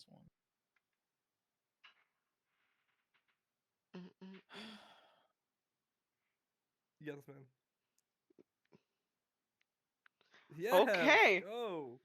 So, Tim, given how distracted Professor Thornvale is, she doesn't even for a moment consider that you're here to fulfill your enchantment and charms assignment, which means you got her. Yes. Granted, she was the easiest professor I don't give a target, fuck. but That's an A right there. I don't care. but as your magic comes in contact with her and the sparkles kind of like fizzle around her, she pauses, realizing what has happened, and gives you a side eye. Like, ooh, ooh. Anyways, what 3 questions would you have for Professor Thornvale? I don't really have a question. I didn't really think I was gonna do it, so I think I'm just gonna do the thing and just like out loud say, "Did I do it?" She's going to say yes. That's 1 question down. Fuck. Uh. uh. I didn't know I was gonna do it. I was gonna fail again. I didn't have questions prepared for this. Really rack your brain for all the juicy gossip you want. What do Uh, you want to know about the other professors? um. Is Ethan bad? Where did the professor stay? In their rooms, she says, confused by the question. Too broad, bro. Too broad. You now You have can't 1 sleep. question left. All right, hold on a second. I wasted 2 questions doing nothing. Oh, I really feel like she's gonna hit me with a I don't know, and I also feel like she's gonna report it to him. If you want to make Rosalind happy, you can ask, is Ethan dating a student? I mean, I could just fucking do that. Yeah, I didn't really come here No. prepared with questions. Do you know if Ethan's dating a student? She looks extremely shocked by the question at hand, but you can hear her laughing, and she's going to say, "To my knowledge, no." All right, well, I guess I gotta inform Rosalind. Thank you. Rosalind? Stitch it on her! She's fine. Thornville's cool. Look, it's Well, congratulations, Tim. You have earned 2 A's in your first and second grading quarter of enchantments and charms. That is today could not be going any better. Do I have to turn back into Titan after this now? Is that like the deal? I mean, you don't have to. It's up to you. The parameters of the No, deal. I think I'm going to because I don't want to get a spanking. It is up to you. I don't know. I don't know how he's gonna feel if I just don't fulfill the deal. So I think I'm gonna go back. Now, players, is there anything else that you would like to do in your scenes before we move on? Is Gallon's hand still stuck in the plant? By the end of the class, Gallon on their own accord manages to get out. No thanks to Elian and Cha Cha. Bro, since he has been freed, and it would have been socially inappropriate to ask him questions had he been fighting for his life, Bentley would like to talk with him. And what would you like to say? Bentley's gonna say, I was just checking in. I ain't never see a plant that could bite back. Are you okay? Does that happen in higher level homology? Gallon is going to, like, the whole sleeve of their shirt is gone. It's just their, like, pale white arm as they're trying to, like, rub some kind of salve on it to mitigate the pain. And he says, not all plants are volatile, but sometimes they are. And that's when you want to be extra careful. All right, all right. I'm happy that you got out of that. Um, I was gonna ask, well, I was gonna ask you before you got your hand stuck in the plant, if you would be willing to help me with some of my literature homework. My professor just wanted me to ask the upperclassmen about their deities and gods, but I could understand if that kind of put you off from any type of conversation. Go ahead and give me a roll, a charisma roll, with your literature grade in mind. See, give me 1 second. Did you have like an A in literature, bro? Broski? I think he had an A, but the classes reset automatically to C's. I think literature Or is he the should only have one a. that kept this grade. Oh, okay. Let me check that statement. Yeah, literature is the only one that kept its grade, I believe, because that was like her wording of it.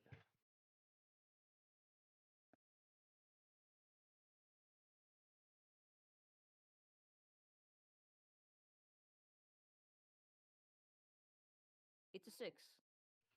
All right. As you're talking to Gallon in this moment, they're not all that present, and halfway through your conversation or your request, they go, I'm sorry. I can't really focus right now." Oh no, you good. I hope you feel better. All right. Would anyone else like to do or say anything in their scenes before we move on?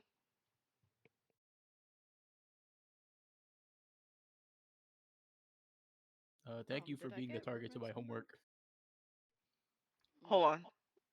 You both talked, so I heard nothing. Let's start with Go ahead. Misty. Misty had a question, yeah. I asked if I got Riven's number.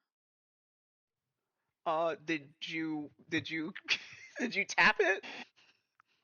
Well, he brought his phone out. Okay, well, I would Yeah. like to ask for Riven's phone number so then we Hmm. can schedule evening times to do the homework assignment. All right. So Ribbon taps his phone to yours, and he says, "Yeah, I'll be available most evenings." And by evenings, he means like the time after you guys have extracurricular activities. So there's like the free time that you guys do in a campaign, and that first action after campaign is when he's free. Mm? And Tim? I want to talk to Thornville and say thank you for being the target to my homework assignment. I tried 2 other times and they both sucked. Glad I did it. And she's gonna say, "Oh, really? Who did you make attempts on?" Fell hurt twice. Mm, mm. So, so you wanted a challenge? I didn't know it was gonna be that hard. I learned the hard way. If I recall correctly, Fellhart has signed up for this ever since he was an underclassman student. I can see why. He really enjoys the sport. Well, yes, he could be a bit of a Uh, well, isn't he charming? Oh I think no. on the homework there should be a will possibly counterspell at the bottom. Mm. Well, in my defense, had I been paying more attention, I might have dabbled in a counter spell or two.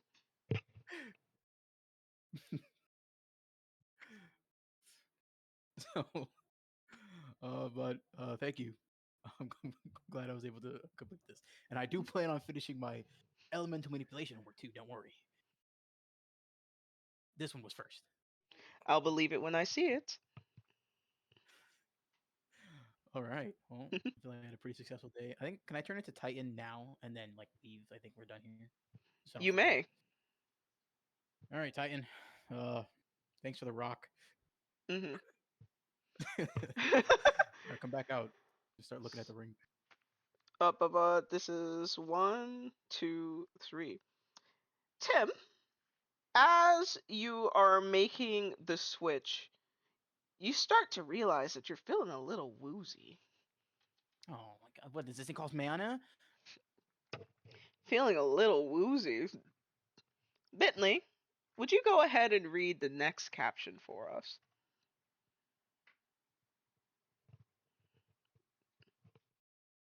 All right. Okay, there we go. I was gonna ask if the screen changed. All right. Feasting on ideas and pie. Knowledge served hot.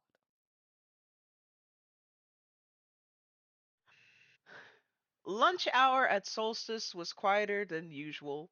Even with the veil down, most students chose research over rest. The cafeteria felt hollow. A few tables were filled, though those who stayed weighed by exhaustion or curiosity. The meals reflected the social divide. The $5 option was a basic sandwich and soup. The $15, a well-balanced plate of roasted potatoes and greens, and the $75 plate, a lavish spread enchanted to refill itself, rumored to be imported from the headmaster's personal kitchen. So Bentley, by the time lunch rolled around, Gallon had finally freed himself, no thanks to Cha-Cha, whose fixation on Elian still hadn't waned. Bentley found some quiet at a corner table, though it didn't last long. Amani, Luca, and Ava arrived with trays, followed by Janelle, an upperclassman he recognized as the TA from the arts lab. They joined him to work on their herbology assignments, all except Ava. She lingered, standing menacingly beside Bentley before sitting across the table. He's sitting across the table from Bentley. From Bentley, yes. Bentley's got like a flower pot in between his hands and he's rolling it back and forth and it's just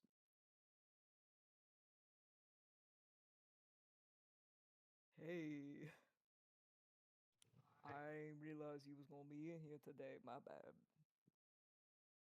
Is this the kid? Hi, That's what they're doing. she said quietly, sliding her chocolate milk towards him. Want to share? It's Lionel's in there. So, Bentley, would you like to share some of Ava's chocolate milk? Yeah, he perception roll the milk first. Like, is it closed? Is it open? It is closed. That you wouldn't have to perception check for. It's closed. She hasn't opened it yet. Yeah, I like chocolate milk. I don't know if I can still have chocolate, but today's the day to find out. Oh, that'd be horrible. Wait. So, Bentley, do you accept the chocolate milk? He accepts a chocolate milk. This is a peace offering if he's seen one.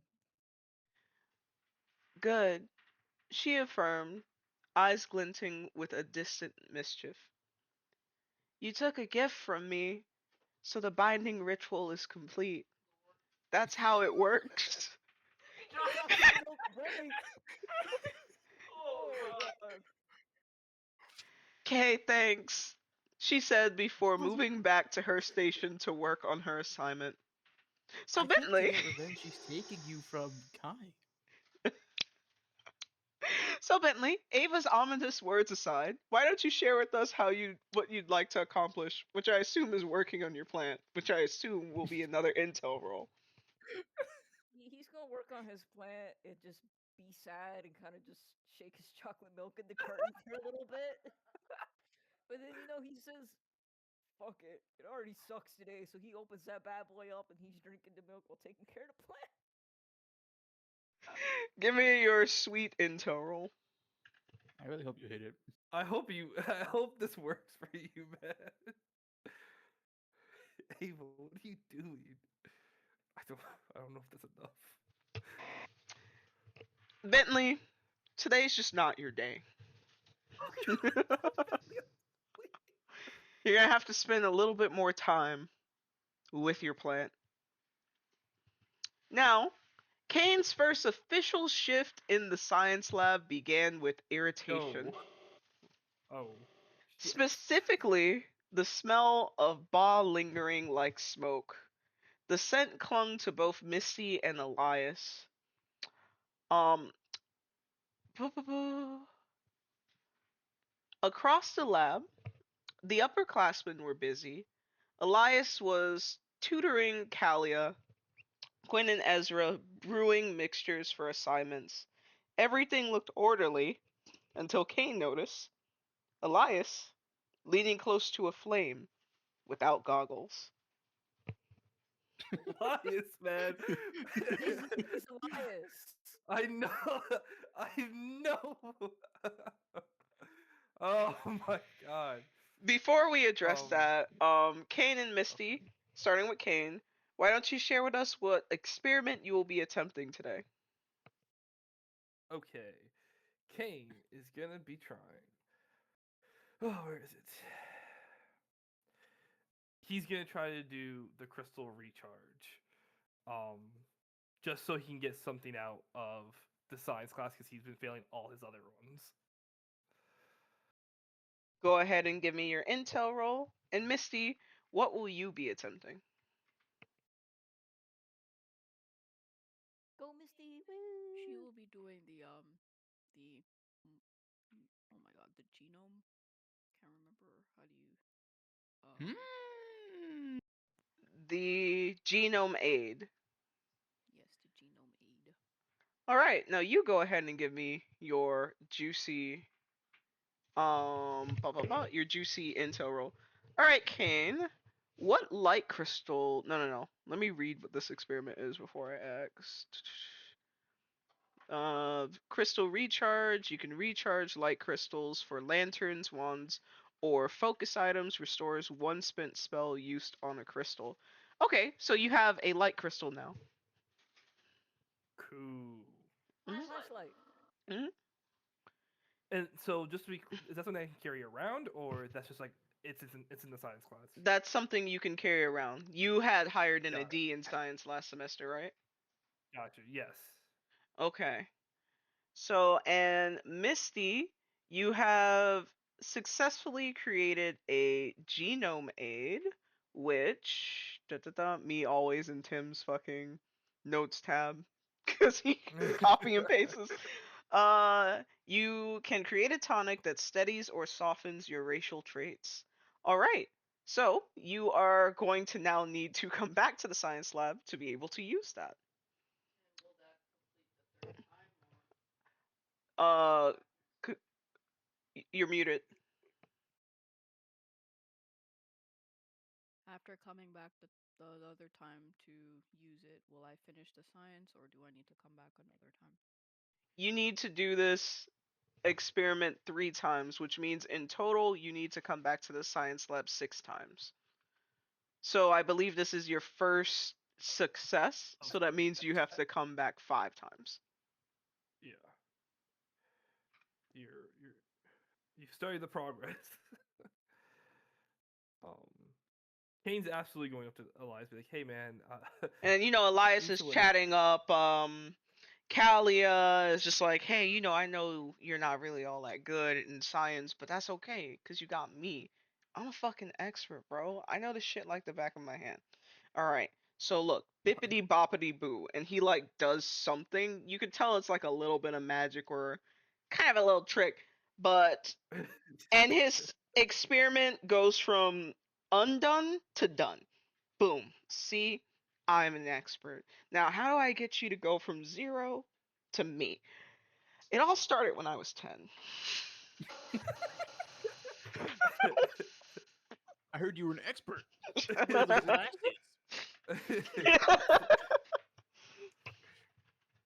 um, so he's gonna walk up to Elias, and I don't remember her name, but the Red Marsh kid. Um, and he's like, "Hey, it's Elias, right?" Mm, I bet you a um, lot more if you had glasses it's it's Lee. Oh, I'm sorry, Lee. Um, forgive me. Lee, you need to wear those glasses. on. What glasses? The goggles, like the safety goggles. Safety goggles, dude. Look, you look like a reasonable guy with big old ears. I don't know if you've heard, but I'm an expert in science. Um, super glad to hear that. It's just safety procedures, and it's kind of part of my thing here as being Dustmore's TA. I don't want to get in trouble. Ooh. Ah, Dustmore's TA's here. Everybody, hide your snacks. We got a No, snitch among us. no, it's not. No, I just, so I can write it down. Just if you can put them on while you're working. If you're talking, you don't have to have them on. All right, I'll put them on. Is he lying to me? How would you know if he's lying? Can I perception roll if he's lying to me? You may perception roll to see if he's lying to you. Oh, this is terrible.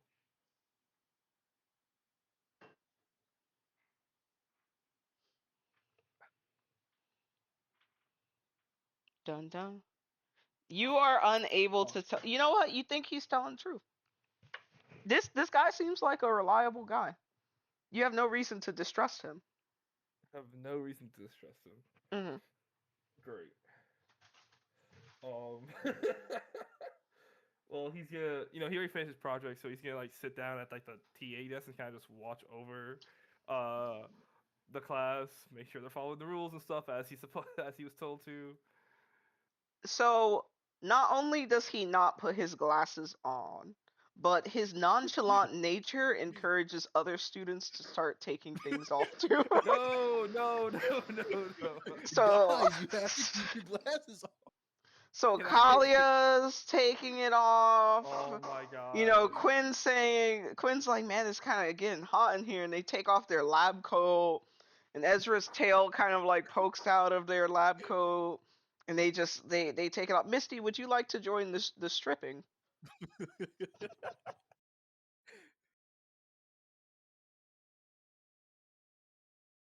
Um, Misty is not going to do that only because she needs to get closer to Cain. What I will say is if you get Cain fired as a TA, you'll have to hire more TAs, right? I don't want to be TA for this shit.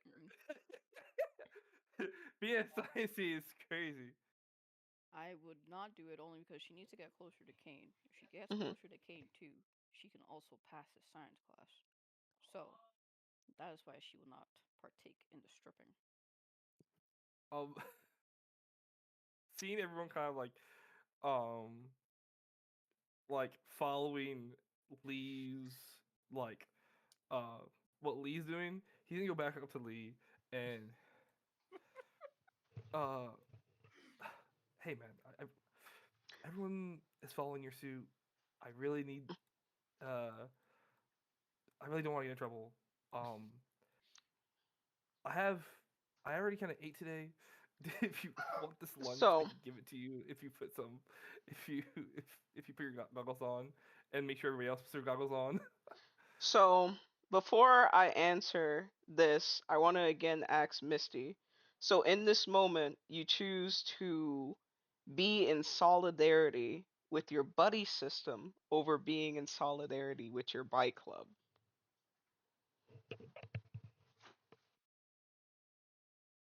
Not gonna lie, they packed up Cain in a lunchbox. It's a very valid question.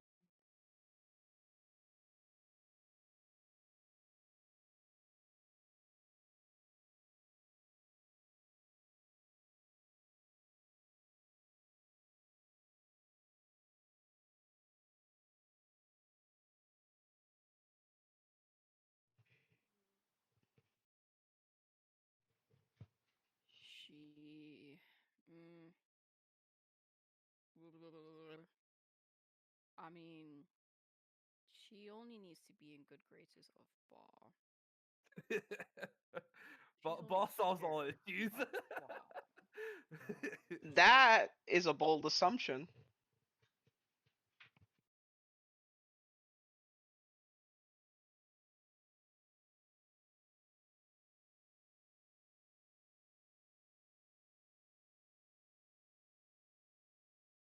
Mm, okay. Fine. Mm,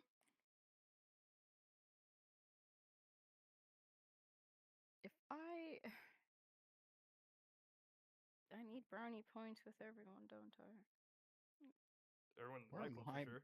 where are my brownie points?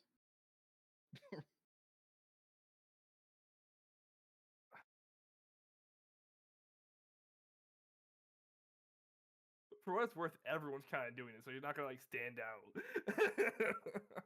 I am gonna stand out being the only one not picking it off. Yeah, More just than don't strip No, that's down what I'm saying. If past you follow your, suit your, to what Indy's saying, if if you you really follow want to suit, stand you're out, not just gonna stand out much. the row with the What I glasses. will, Cain and Bentley were more passive in that scene. Your main beef is with Titan, or technically Tim. So Yeah. you would technically need to be trying to get on Tim's good side I ain't to doing anything. squash the beef.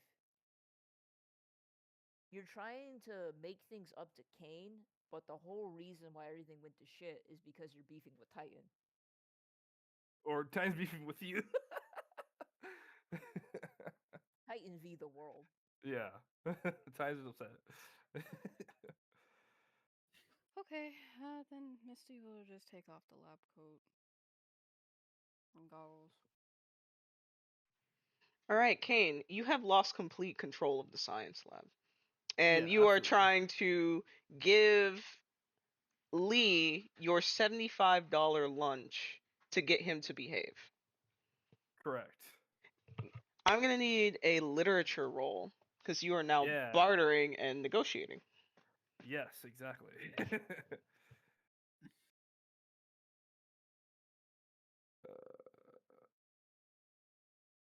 uh, based off of what stat? Charisma. Yes. Okay. Let me. So that's this.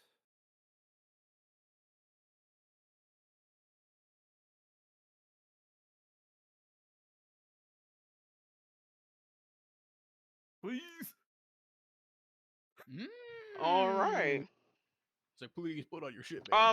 I believe this was supposed to. What was your grade in literature? B. So Oh, I okay, put a cool, plus cool, one cool. to my thing. Yeah. All right, so you come over, you hand over your lunch. He opens it up. It's the $75 lunch. This is more money than he seen. It's a pretty decent lunch, and he says, "You know what? You're right.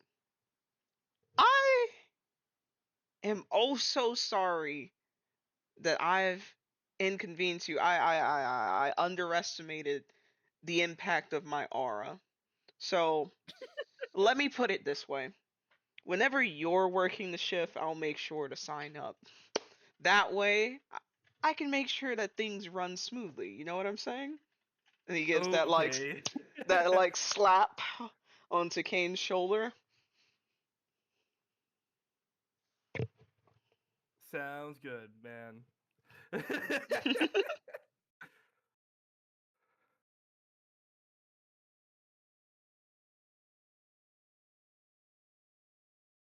And slowly but surely, all order is returned to the science lab. Now, Something tells me he didn't say that with good intentions. That's all. Something tells me. I can't put my finger on it. You set a precedence that he's going to want you to honor. I know.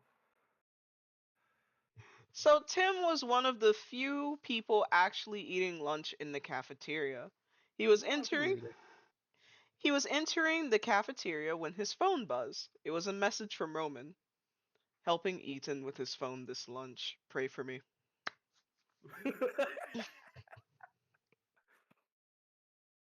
Uh, well, I think I turned into Titan before I came here, back in elemental manipulation class. So does he respond to that?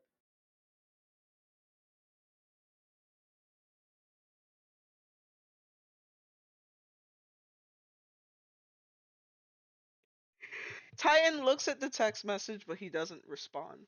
In fact, Hey, he blocks Roman's number. what is he doing? Can I give me? I fucking hate this guy, dude. So, around him. Oh, is there anything you would like to do before we proceed? Well, considering he just blocked my best friend, I don't know if there's anything he's gonna let me do. Well, you know what you gotta do to take I would control. like to eat lunch. Around him, the cafeteria felt like a snapshot of campus. Zeke and Marcy sat nearby, not affectionate, just quietly reading, the air between them thick with something unspoken. Elian, the poor soul, was nearly in tears as Cha Cha tried to feed him bites from her tray. Please, I can feed myself. You never eat enough, she chirped. At another table, Vice slouched a 2-liter bottle of dark liquor in hand, muttering to no one. And Drinking. I know whose Cambria, side is approaching. Cambria and Sarah were tucked together at the back, their heads bent over notes. And for a rare moment, Tim was like inside the head, of course, going, "Yeah, you know what? I don't know where everyone's going, but this is it." You see that Titan is choosing to approach Elian and Cha Cha Can I before this happens? I don't know if I have. Can I hit my con roll real quick? to take control. Yes. You may. Ridiculous.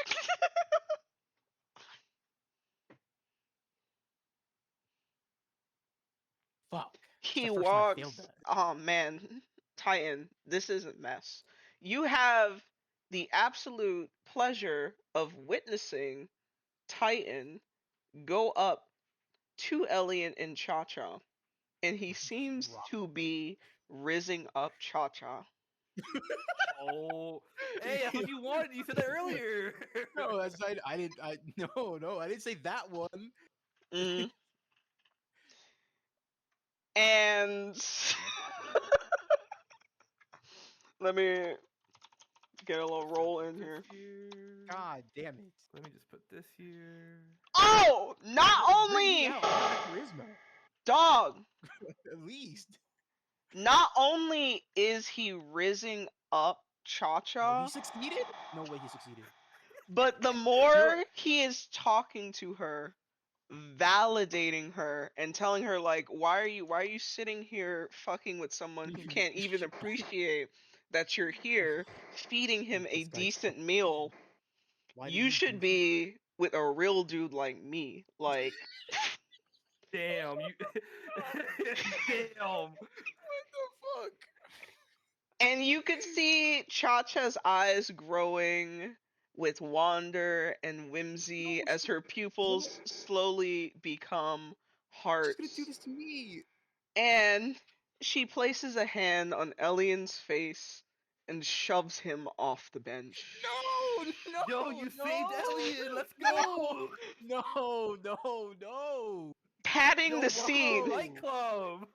patting the God seat damn it! beside herself for Titan to join. God damn it! Elian crawls away like a cockroach, scurrying to a corner, having survived Cha Cha. Tim, good luck. Pharaoh's curse with that shit. Oh my, a nat 20. It's because you said it, bro. You said everyone deserves a cha-cha. You said that. I didn't mean it like that. You can't do that, man. The dice listen. I didn't mean that. I didn't mean I.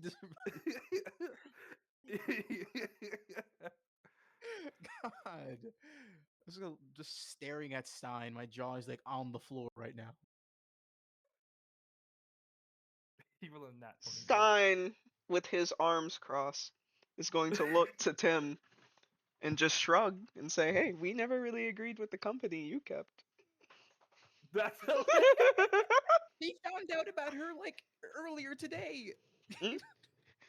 I mean, she's a bit much, but she's cute. I have to deal with the repercussions of this. Well, we have to deal with the repercussions of your decisions for the past 2 months. This is a democracy. We will Yeah, man. we will bring up Okay. we'll bring up Democracy. what to do about the cha-cha situation the next meeting. You're not gonna pull something like this, right?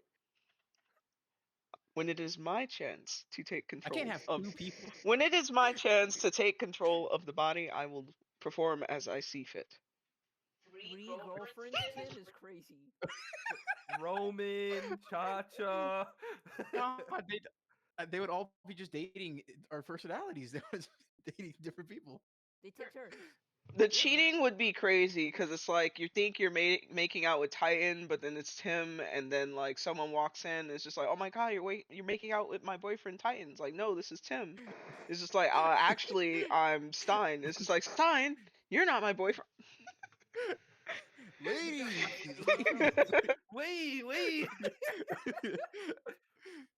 there's enough to go around. Calm down. Keep the energy, bro. God damn it, dude. Now, players, before we make our way to the ball, do you have anything that you would like to? Oh, wrong thing. The ball. Before we What? make our way I to was reliving my nightmare. I was like, oh no. before we move on, Again. is there anything you would like to say to the people that are in your scenes? Starting with Bentley. Ava, what did you mean by binding? Yes. Ava! Ava, explain what I mean! Ava! All right, now Cain. 20 should have been fine. Jesus. I'm gonna talk to Misty. Mhm. Hey, Misty. I don't know what's up with Tim today, but I Sorry. wanted to just talk and you is there a reason why you don't feel comfortable with being a fighter, even though that's what people have at least claimed to say you are? I haven't really hanged out with you much, so I don't know much about you. I want to get to know you better. Um, Misty is going to look to Cain, and her brain is just cogwheeling. And she's like, wait, before we dig into that, you agree that what Tim said was completely fucked up. Oh, I mean, yeah. I he's usually a super nice guy, so I have no idea what was happening. He even attacked me today, so I don't know. I don't know what's going on with him. He might be having a rough day. I'm gonna give him the benefit of the doubt. He may be having a rough day, but yes, what he said was fucked up. Okay. Um, I will. It's too much to talk about right now, but I will. Well, I don't mind being a fighter. I guess I can easily change my fucking position, I guess. Yeah, and I think Bentley said it best. Being a fighter doesn't necessarily mean you have to like tussle, but maybe you're up there with Tim because he's definitely gonna be fighter. I don't know what the fuck he was talking about today. Like I said, he must be having a rough fucking mental breakdown or something. um, but necessarily you don't have to like throw hands or grapple like he does. You can be that in your own way, in a way that feels comfortable. But after what I saw you do to Zeke and what he did to Jasper, it feels like a foregone conclusion that you guys should be our fighters.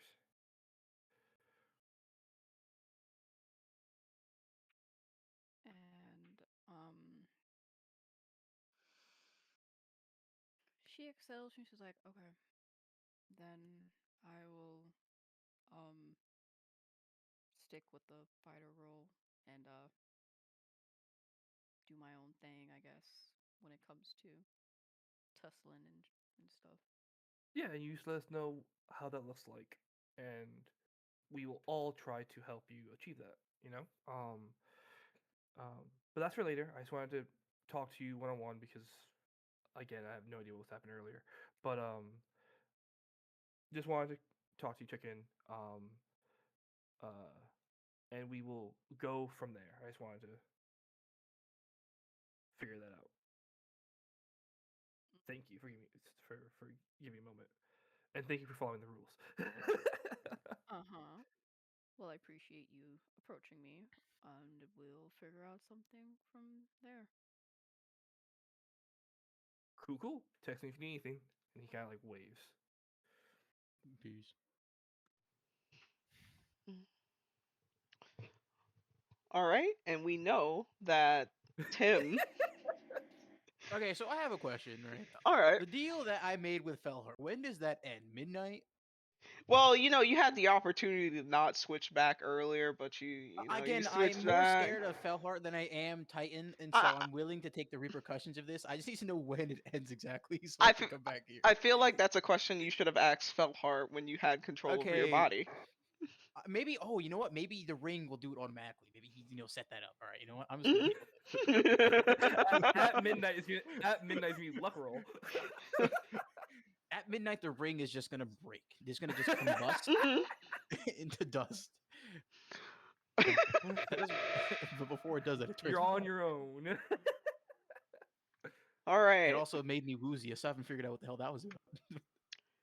Kane, will you do us the honor of reading the caption for Dark Magic class? Actually, you know what? You want to ask him for me real quick, and then shoot No. me a text. I have Okay, no out idea of what's happening to you. curiosity, when does Tim turn back into? I have no idea what's happening. The seats stay empty. The warning was real. I hate this. The room feels heavier than usual when the students file in, each step echoing with the weight of what happened the last time they touched dark magic. Felhart stands at the front with his arms folded behind his back, caught somewhere between mischief and content. So, Kane, how does it feel to exist in this space, knowing how the lessons here have impacted your life realistically? Um, I think Cain has really enjoyed this class. It's a class that he's had zero struggles with.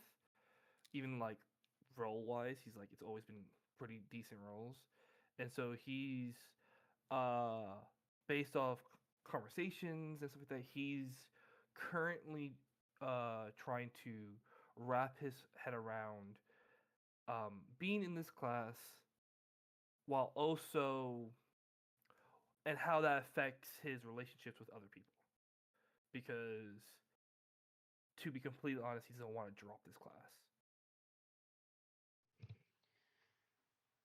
Given recent events, Felhart begins, I've decided to alter our lesson plan for this grading quarter. You've all proven yourselves to be exceptional, though not always in the ways I would have preferred. Oh, He turns to the board, writing in elegant script, The Anatomy of Fear. He faces them again. Each of you has officially qualified to take this course next year under the applied and field track, but I have a limited number of seats. So I thought it fitting to give you a preview. Consider this both a privilege and a warning. The task is simple. Resist making a pack until day 5. Temptation will come in whispers, dreams, or faces that you trust. It will test your patience, your conviction, and the very essence of what you think you can control. Use every resource, your magic, your mentors, your instincts, to prepare. Your grade will not depend on the power gained, but the power denied. Survive the week without breaking, and you'll prove you're ready to walk the path of I hope. true dark magicians. You better keep that breaking away from us. So, Cain, the assignment is to have resolve, something that Cain has had difficulties with this semester. Oh, Additionally, hilarious. his lack of ability to provide himself lunch this week, the lunch that he gave away, might lead to What did you? further difficulties.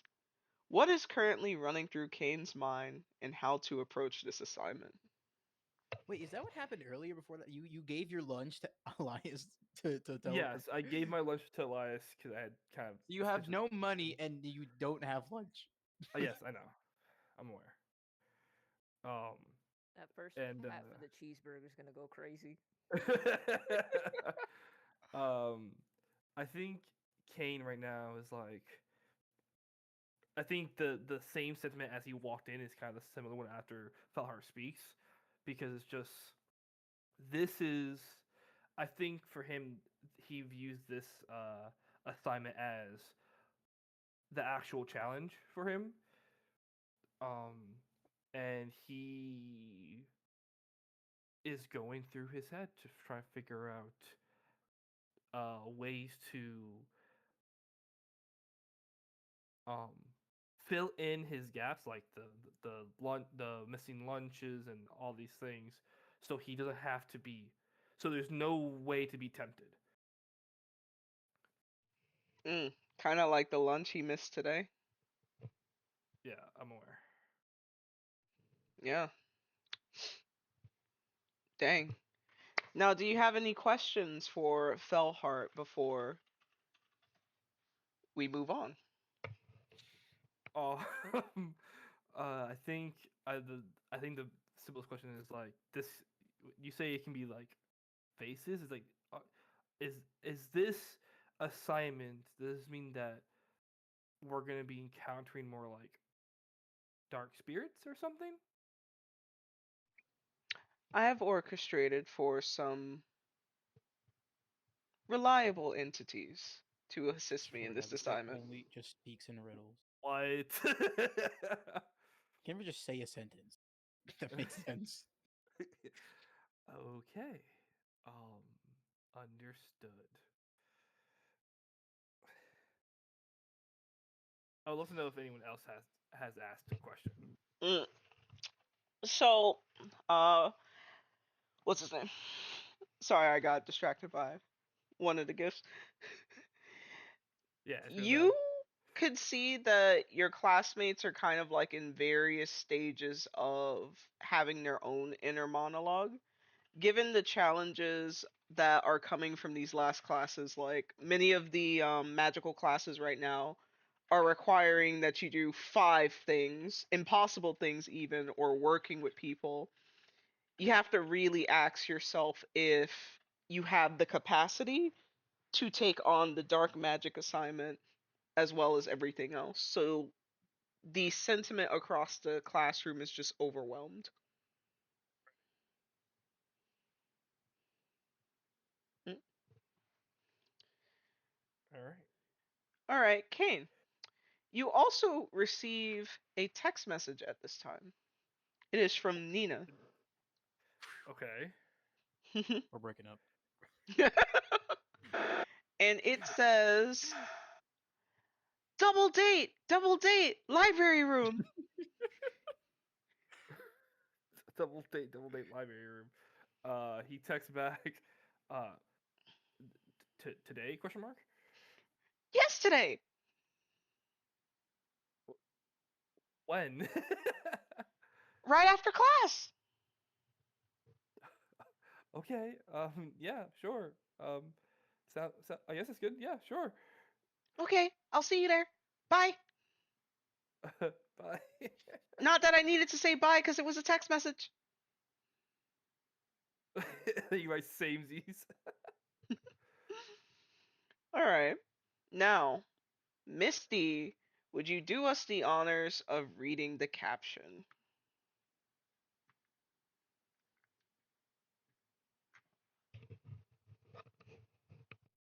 Oh, nice.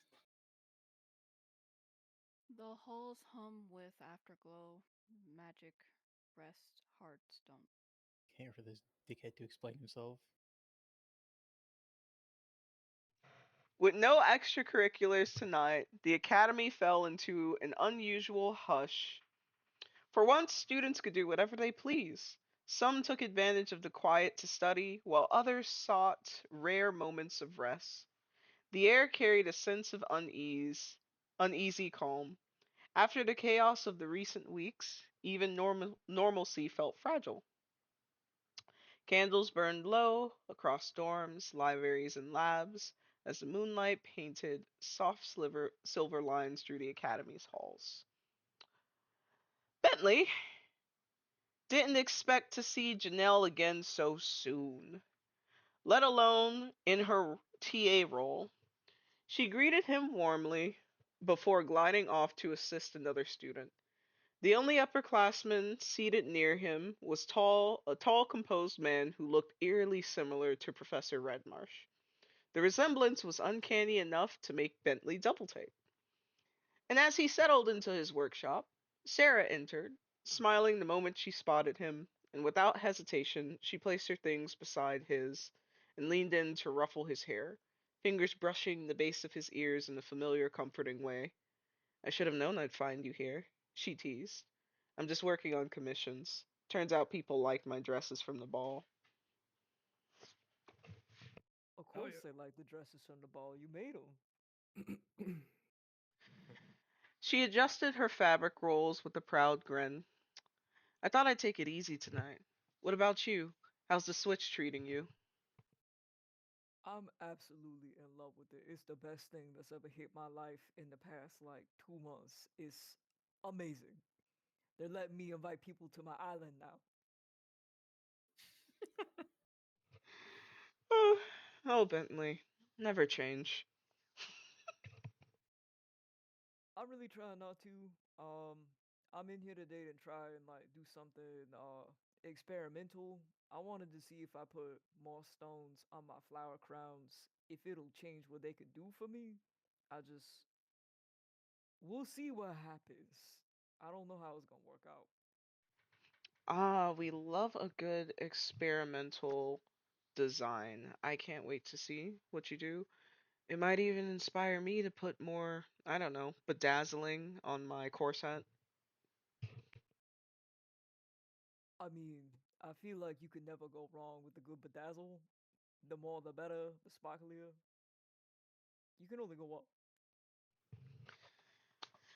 So, Bentley did give us a little bit of insight to what. Sorry, my dog's on her back in the middle of the floor with no toy nearby, so I thought she was dead. Looks like a roach. Yeah. So, as Bentley attempted to gather materials for his craft, he couldn't help but notice that any florals he brought to his seat immediately wilted and dried. No matter how many times he tried, they continued to wither away. Bentley, why do you think this is occurring?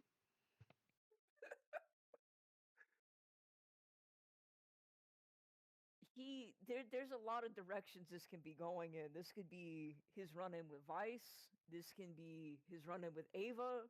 This could be just his inability to care for plants. Maybe it's like maybe his inability has become a genuine debuff and he could just no longer touch plant. He's really like after the third time he's really just sitting down and looking at it and it's like It's a chocolate milk. Is this what's happening? This has never happened before. Sarah looks to Bentley because he's been pacing back and forth 3 to 6 times by now, and at first she just thought he was like getting materials, but then she kind of like looks over to his station and it's just like a bunch of dead flowers, and it's just mm, Sarah is perception rolling. Bentley There is should perception.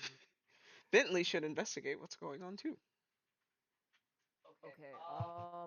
Let me put this brain on real quick. Let me look at the. Can I use canon recital to get a +1 perception slash insight for what's going on? What subject is that? It's literature. Literature. All right, go ahead and give me the juicy literature roll.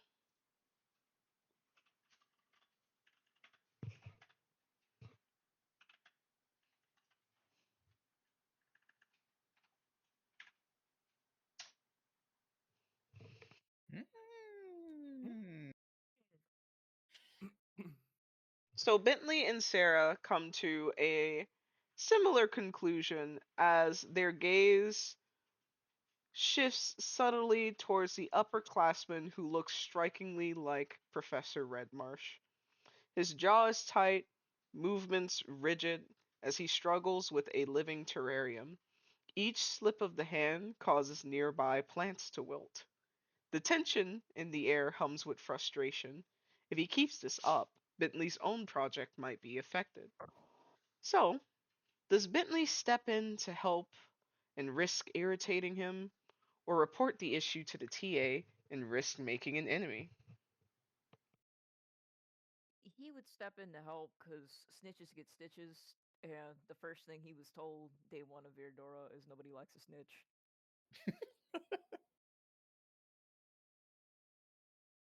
So he kind of has like his bouquet of multiple different species of dead flowers, and he just I don't mean to interrupt, but I'm sensing you're kind of stressed. Do you want some assistance, or like you want to talk about it, sir? So, as you bring your handful of dead flowers towards this fine gentleman, at first you start talking and he doesn't like pay attention to you because it's like the scene from Courage the Cowardly Dog when Eustace was trying to put the hair through the little needle. He's just very locked into what he's doing. But then after a while, like your presence is there, he kind of like looks to the side and he sees your hands with all of the dead flowers, and he just goes pale. And he looks from your hands to your eyes, back to your hands, to your eyes, and he goes, did I do that? I don't know, and it's okay if you did or you didn't, but I know sometimes when people get really stressed, things just kind of happen, and I feel like you really stressed, so I just came over to ask if you were okay, and if you need some help. You don't know if I did it, so you brought a handful of dead flowers to me. Clearly, that means that you assume that I've done it, but you know what? It doesn't even matter because, hey, unfortunately, I did. It's great that we can talk about this.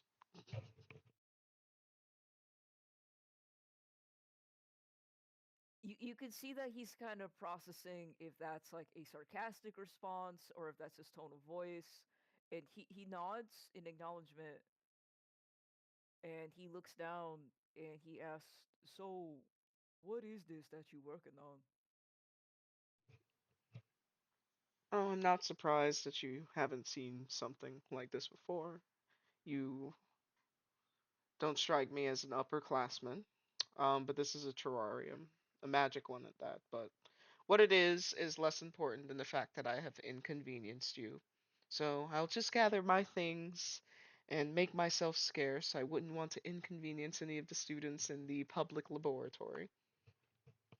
No, no, no, you didn't inconvenience me. I just.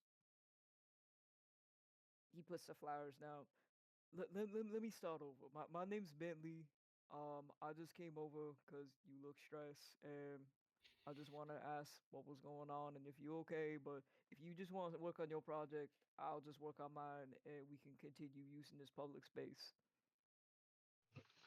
Well, that sounds like a lovely solution. Good for you. Charismatic and diplomatic. Thank you. Uh, I hope you have a great day. And I hope that your day is swell as well. So, Bentley Nice. comes back to his desk and he's just. I think I'm gonna work some with some rocks today. so you're not going to work on your flower crown, Sarah asks. I'm gonna make some additions to my bracelet. Yeah, okay. Cause, and as you both kind of look over to upperclassman dude again, it doesn't take long for him to get frustrated with his assignment again, which causes the dead plants to even become deader, like they start powdering. Same. So probably not a great choice to whip your flower crown out. Yeah, he's doing the shigaraki over there, and it's like, I'm not gonna tell homie to clear the room. Like, I don't know. Nah. We're gonna take out the bracelet and do some work on the bracelet. This was divine intervention saying that the flower crown is perfect. All right, so tell us what you're gonna do with your bracelet, and then give us that juicy, juicy intel roll. Okay, let me take a look at the properties of the bracelet. This is, excuse me, it's a necklace. So the necklace is made out of platinum and iolite. Iolite was the intelligence stone. And he is going to add rose quartz in the hopes that it will give him some enhanced perception on how to approach things diplomatically. We're gonna do the intel roll.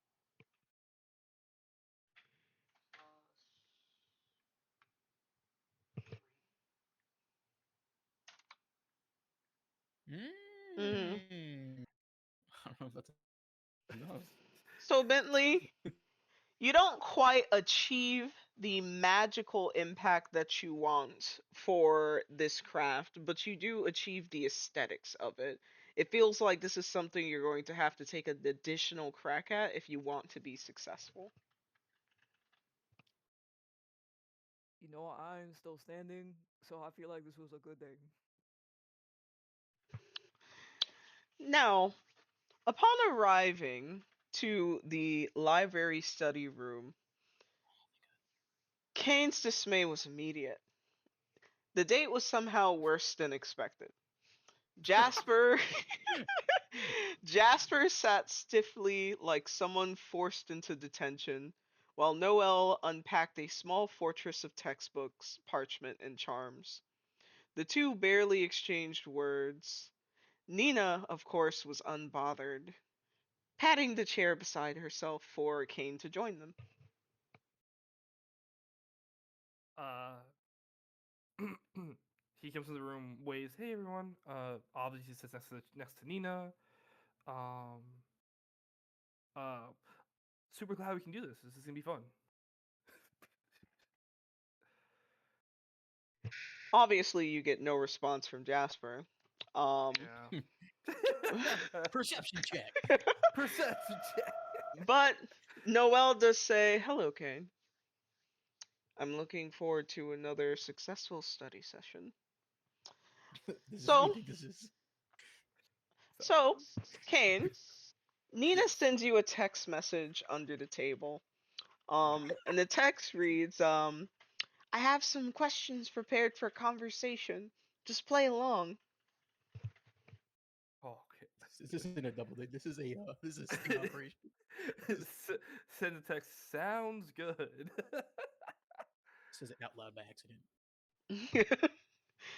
So, she chirped, leaning forward.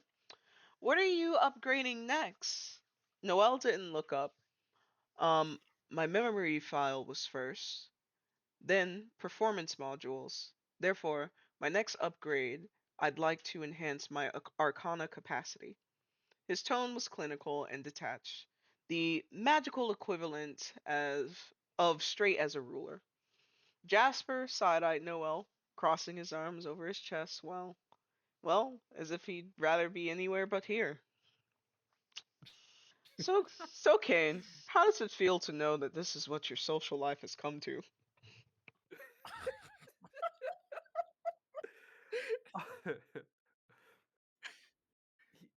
He- he's really happy to be spending time with Nina. You're not happy being with you? But this scene is making him miss Silas so much. This was what Silas was good at. He's not really great at this. He was so good at being able to charisma a room, and he's just gonna try to imitate that right now because he wants to help Nina the best he can. Okay. Yeah. So Nina clears her throat, her attention shifting to Jasper. So, Jasper, I'm so happy that you and Noelle are getting closer. I'd love to hear the story about what sparked the curiosity and romance. Noelle responded, current activity analysis, 73% shared proximity, 18% banter frequency, 9% unspoken tension. That is statistically significant. Nina smiles awkwardly. Right. Huh? Okay. Well, what I meant to ask was when you look at Noelle, what do you like about them? To which Noelle adds, emotional confirmation detected. Jasper's jaw is tightening at the line of questions, clearly irritated. The conversation was plummeting fast. Cain could tell Oh, by the increasing rate of Nina's heart. If she needed to be saved, it would be now. okay. Hmm.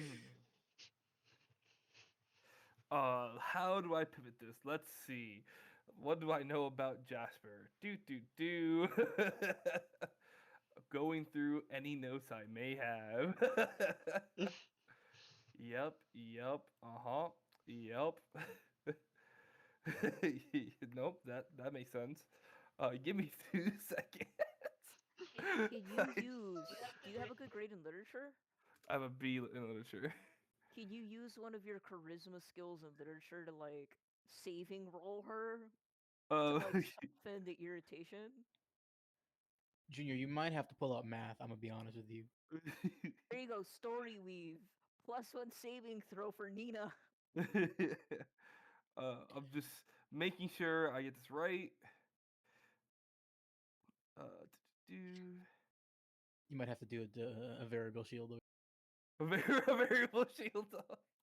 Oh god, there's so many things I can do. Let's see. Do. I don't even know how this works. Okay. Yeah, and then down here, looking at all my stuff before I roll Have this you thing. considered crashing out yourself Whoa. so that they could just cancel each other out? Just get the head start. Crash out on Jasper first. Yeah. No, we're not Just throw gonna do yourself that. on the floor. They'd be so distracted they won't fight. Start having like a fake seizure and Oh my end this shit real god. quick. That's insane. It's like, don't worry, Nina. You wink at her. So yeah, I would Kane's gonna go and be like um it's real nice to hang out with you, Jasper. You know, Imani and Roslyn speak really highly of you, and now that you're with Noel, um, getting to know you is all that more intriguing. Um, how do you feel about your buddy system? And kind of like pivots the situation away from Noel for a second to kind of give him give Jasper a breather from the Nina questionnaire about like why are you with Noel type stuff, and kind of just make it about something that's kind of like universal. So you're continuing to question Jasper. You're just trying to change the subject. Uh, yes, I think that's yeah, yes. All right, give me a Perfect. second. Oh, and you're back. One-way trip. One-way trip back to the hospital, buddy. Second text. You gonna have a wing named after you. Okay, go ahead and give me a charisma roll. Oh God. This is not gonna be great. He's gonna get immediately sucker. It's mid. It's so mid. It's better than one. It's better than one. Okay. So, Jasper's lips curve into a humorless half smile. His voice drops steady and Look cold. at You really want to keep picking at this? His eyes that. shift towards Nina.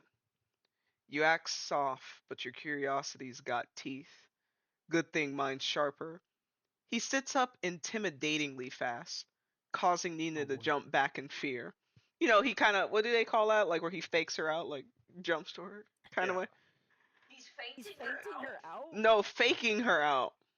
Like, you know, when you want to like provoke someone to a fight to see if they jump to kind of just show that Just they're making scared. somebody funny. That's Also called do a with feint. mosquitoes. Oh, that's a feint? I thought it was a fake out. I think Uh, both are applicable. both A both feint. both are correct. I think Okay. I think the feint is like the correct word for it, but fake out is like a phrasing you can. Oh, okay.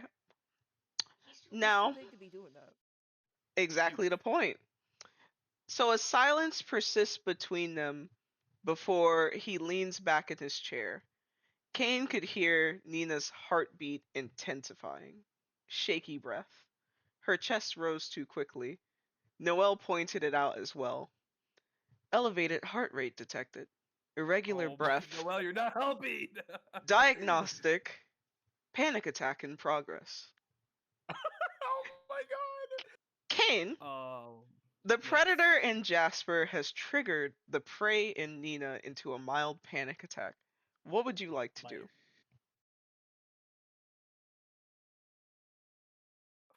We're going to take care of Nina. And he's gonna uh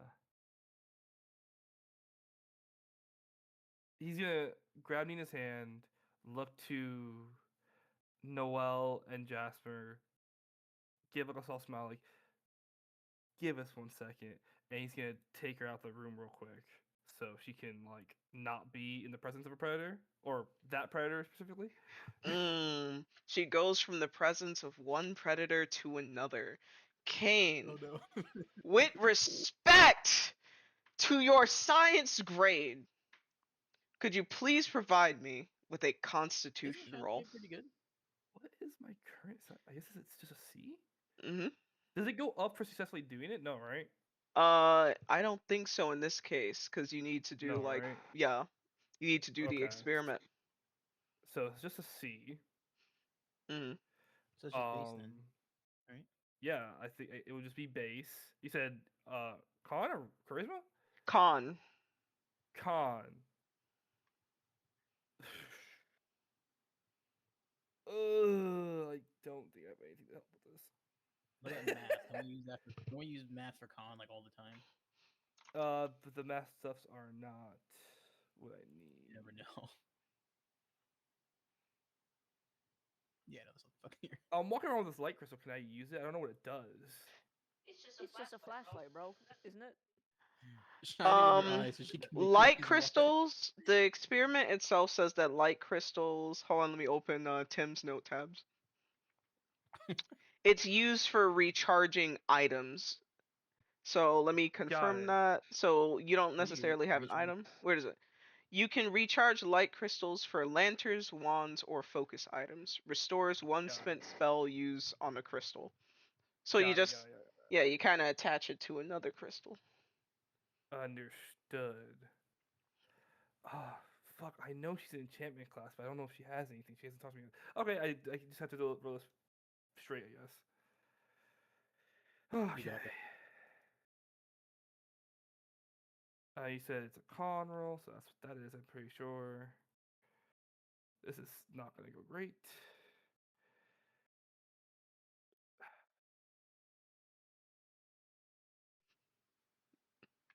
Let's go. That's a good thing. Yeah, this was about to be really bad. Oh, thank God. Oh, we're fine. We're okay. But the difficulty class was 20. So, No. So, Cain, Nina's breath is shaky, her heartbeat's intensifying, and all you can think about is the blood coursing in her veins. You are hungry. Hey, this is your way of helping her out, man. No, no, In no, no, fact, no. as you pull her to the side, away from wandering eyes, you can't help but think about what it would be like to wrap your teeth around that pretty little neck of hers. No, no. And as she's struggling to catch her breath, she's looking left, she's looking right, she's focusing anywhere but you. This would be an opportune time to just take a bite out of this precious little snack that you've kept for yourself. But you manage to control Oh, yourself. This serves as a firm reminder that you should not be skipping lunch. You need to come up with a solution for your lack of funds and your lack of vassal as soon as possible. Yeah, absolutely. Needless he to didn't say, skip lunch. He gave away his lunch. yeah. But he didn't eat. He said, "I'm offering my lunch. You can have it." So what would you like to do to comfort Nina in this moment? He's just gonna be like, Lighter "You're and okay. You're okay. We just pressured him a little too much. You're safe." Kind of like, reassuring words.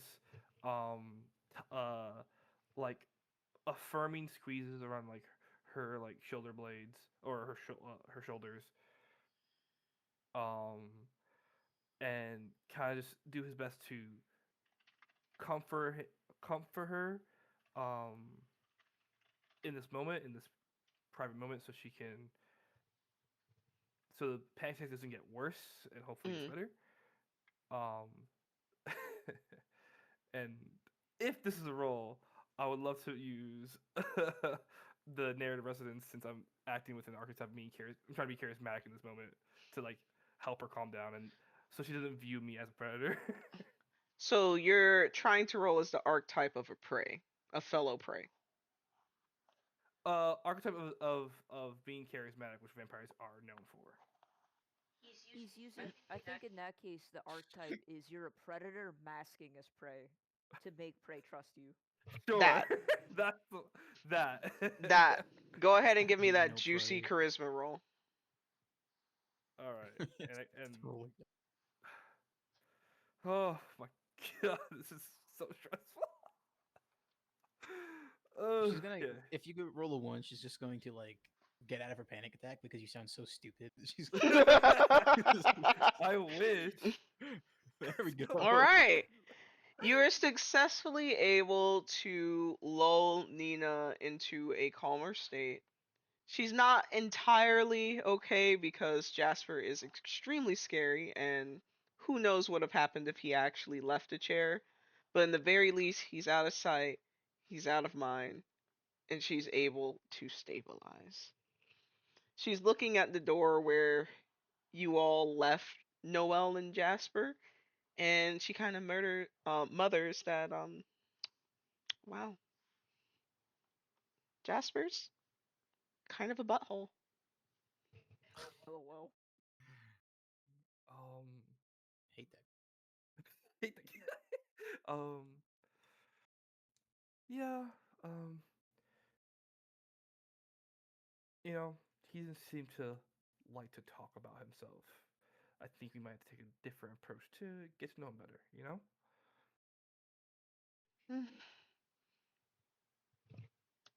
I'm I'm not sure if I could go back in there, but I do want to try again. So, do you want just go tell them that we're gonna turn in for the night, and we'll come up with the plan after I cry my eyes out. Let's get him alone. um, he's gonna walk back to the room. He's going to I'm hey, sorry about that. She's not feeling too great. I'm gonna take her to her dorm room. Thank you guys for meeting up with us. Hope we can do this again. Maybe it'll be something that more aligns with all of our interests, and we'll keep in touch. Of course, And go ahead. no, you go ahead. Yeah, that's fine. hmm Of course, Jasper has nothing to say. No apology, no further questioning. But Noel Yeah. kind of like looks between Cain, looks between Jasper, and then like looks at their phone and be like, "No, well, she seems to be in good health to me, at least for my last scan. Aside from the emotional unrest, it's just we have a Uh, lot. We have a lot of books to get through tonight." I'll make sure she gets through the books. Uh, once we get there. Again, What sorry are once the more. chances that she can work through her intimidation? Prob- Intimidation. What are you talking uh, about? at the words of intimidation, he kind of just like blinks. He's like, and in his head, he's like, I could try to do this, but he remembers his conversation with like the whole vampirism, and it's like it's a cycle hmm with Noel. So he kind of just like, see you later, and walks out with like Nina. Learn from his mistakes, and he's like, hey, I'll see you later. Walks out, grabs Nina, and says, hey, let's go to the room. Come on. All right. Now, Misty returns to the art building for the second time that day, exhausted out of her mind. She located and started climbing the rusted fire escape just like Luca had told her. The metal creaks under her boots, carrying her up, sorry, her sandals, carrying her up to the rooftop, littered with paint cans, some fresh, some bone dry, all chaos. The air reeks of aerosol, and Luca's there, crouched low with a white can in hand, the hiss of paint cutting through the quiet. He isn't painting anything coherent, just lines, streaks, and the kind of mess that means he's thinking. He doesn't look up, focusing on his absent minded spraying before asking, "So what's it this time? Heart to heart or sabotage couture?" he inquires.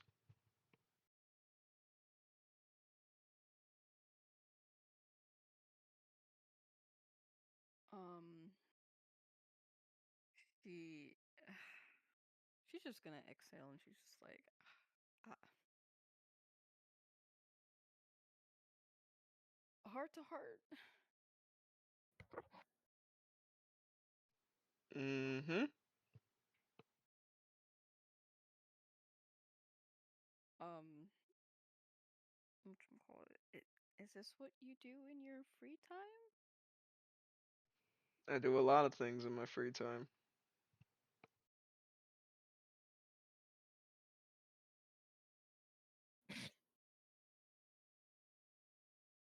Yeah, Pause. don't Like, are laugh. they on like where exactly is this? You said this is in the art room?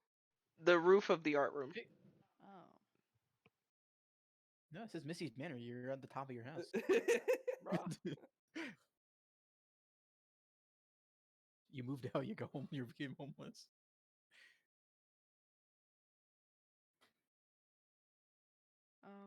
So she is going to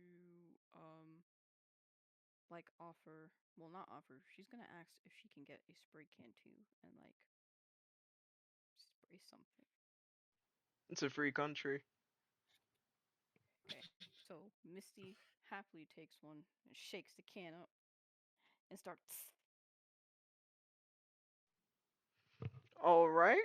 Is there So artwork here? you are spraying. To which Luca is going to inquire. So you were talking as if you had something that was killing you? Oh,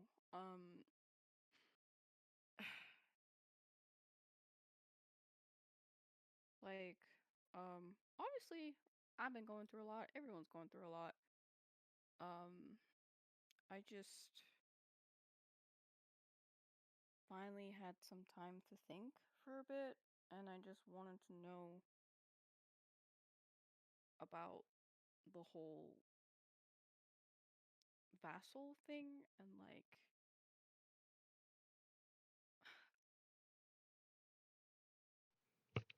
Ah, so this is an ambush. no, no. It's just that you were texting me talking about, ooh, I don't want who the fuck ever to know what I'm texting. Somebody got access to my phone. Yeah, that too. I mean, I can, okay, I can start from there. I'll start from there.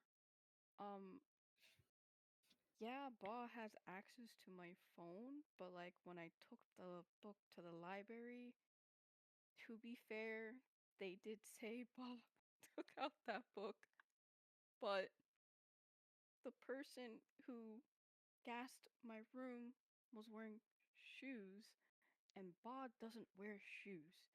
So I'm back to square one. And I was afraid to text all the things that I gathered so far just in case it like bit me in the butt. But like they probably have enhanced hearing, so that's like another thing. So it's just like no, we're safe.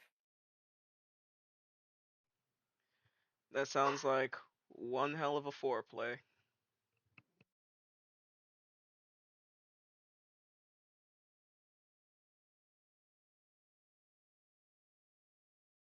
Yeah, it's a lot, and I feel like I'm kind of back to square one, and I don't really know what to do.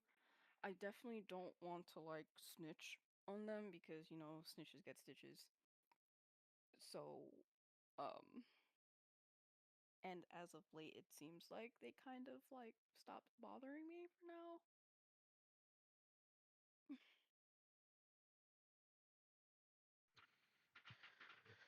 Mm. So, Luca listens quietly as Misty vents, his expression unreadable beneath the fading streaks of paint on his cheek. When she's done, he exhales, slow and measured, and stands. He wanders over to the chaotic piles of cans, rummaging until the rattle of a half-full black one breaks the silence. He shakes it once, twice, then returns to the wall, crouching low again. He leans in close to the concrete and the hiss of the spray filling the space where words had failed. And he says, I can't tell with you anymore. I don't know if you want to fix your problems or just keep talking about them.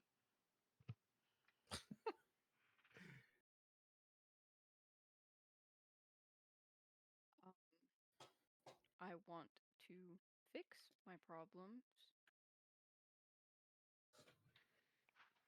Then why do you keep hanging out with company you don't like?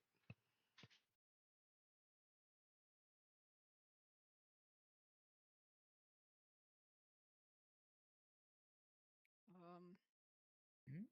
she's going to respond with.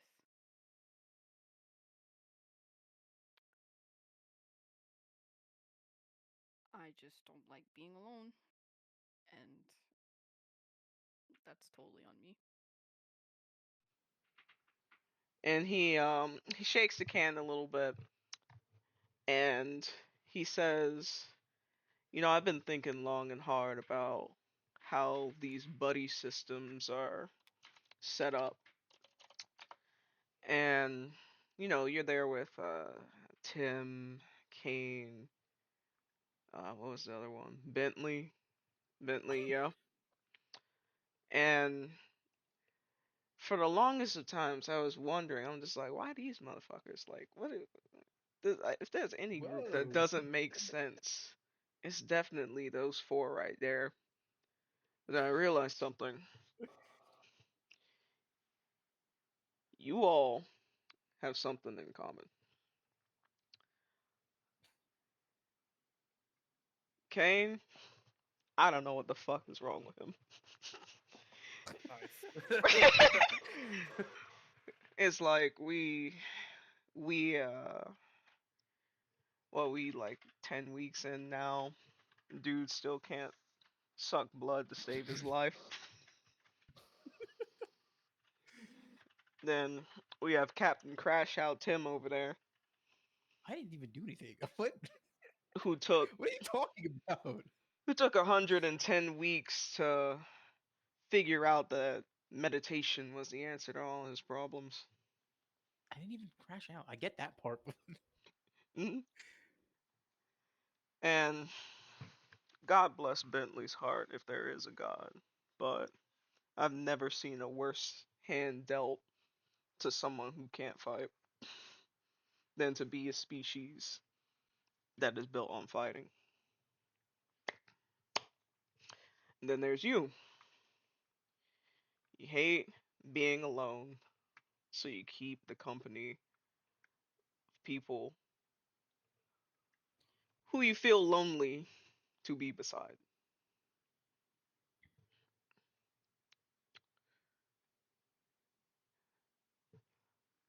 So, from my outside perspective, I'd say your team's probably the team of people who have stagnated, and the ones who are most likely to die. What? I don't want him to be red pill, but he is.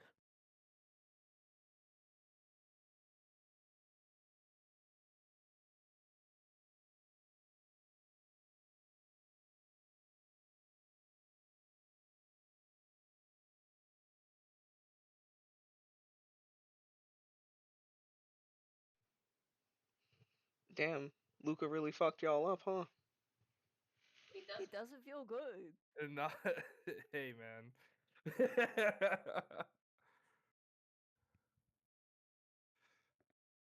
I have golem duties to fulfill. I can't die. Well, yeah, when you put it that way, it's just it um we all got shit. And I don't understand why we were put in this group together, to be honest. I don't get it. But I'm not trying to die either. So I know what I need to do, and that's probably like sucking it up, I guess. And I guess take the lead. I'm not saying you have to take the lead of your group. I don't know how the dynamics of that is going to pan out, but I definitely overheard some shit. But my point is, if you and Suicide Oh god. Squad don't get on the same page, All right. That's a good name. Misty, get in the then group chat name. You don't know about it. then who knows what's gonna happen? Like this stalker, it's Ba, it's not Ba. Could be another upperclassman. Could be someone outside of the school. It's me. I don't know. Just spitballing here. It might be me. Look at his shoes. What's It's just him crouching in heels, like.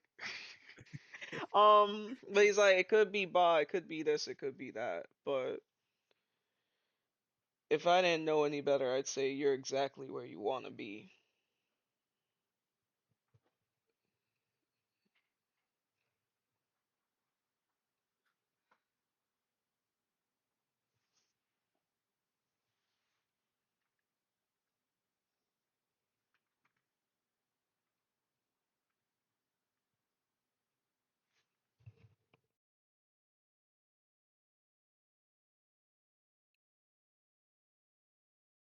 Um, she is going to respond with,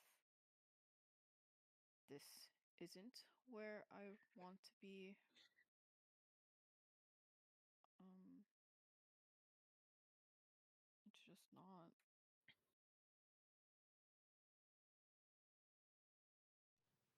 Then what do you want? Have you visited Marcy yet?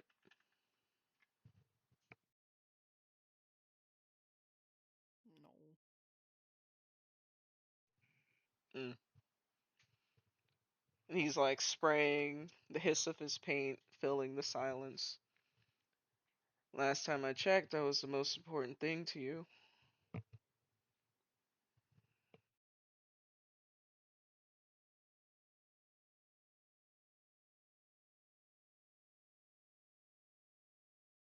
Uh, she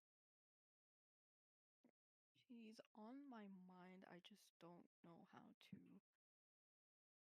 approach that without coming off strong, because that's just how I am, and not a lot of people can fucking handle that.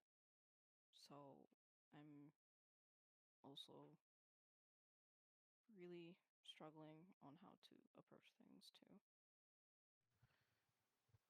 You act like there's some secret ingredient to friendship. At the end of the day, all anyone really wants is company. So, show up. Show up for the people you want to keep in your life. Right now, you're giving a lot of time to people who, honestly, and I mean this in the kindest way I could say it, but you fucking reek. He says, referring to the fact that Misty obviously like smells like Ba, and he like sprays some more paint. And he's like, I'm just kind of using this to cover the scent. That's hilarious. Spray it on her. That's wild. What color do you like? Huff and paint. Maybe he's saying all this because he's huffing paint. None of it matters. He's just LOL. Maybe he's he's just just high. he's just high on fumes right now. It's spitting truths. That's what happens when you're high, I guess. You speak unfiltered. These are his deepest thoughts. He like starts to faint. He's like, "Whoa, too much." Just lays down like, oh, I need a breather. Wakes up the next day. Yeah, Ba has a very strong smell, but he also can beat my ass, so I'm not gonna challenge that. So, why everybody here so scared of an ass beating? Sometimes you just get your ass beat. I'd take a beating if it meant that I got to do what I want. So what? Let's say theoretically you want to stop being friends with Marcy. You declare you don't want to be friends with her. She whoops your ass. You fall on your ass. Doesn't change the fact that the friendship finally ended. A step closer to the happiness that you want. And I guess it makes her feel better to know that she kicked your ass. Either way, she'd be out of your life. Why not apply that same logic to Ba? If that's not where you want to be, fuck it. Kick your buddy's ass. He says, referring to the buddy system. Whoa! I've seen you jump on Don't do people that. for. I've seen you jump on people for less. It's just the Misty I know wouldn't let some punk ass who's afraid of looking at himself in the mirror talk to her like that. I think he's talking to you guys. He's talking about you, man. I think he's talking about me. Please don't beat Bentley's ass. We are all good here, Misty. Your problem is one guy only. I had a You severe thought lapse you in should have judgment. been the leader to begin with. Yep. Remember that. I made a severe lapse in judgment. And I need to apologize. Powerful enemies.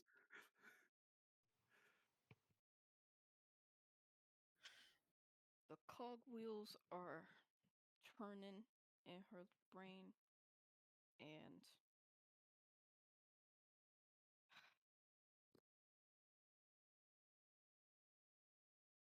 she Roll. is going to say, um,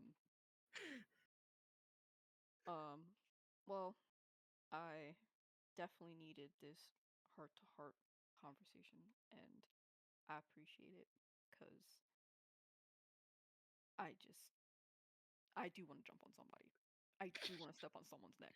I What? do, like, there's something inside of me that makes me want to just, and I just can't.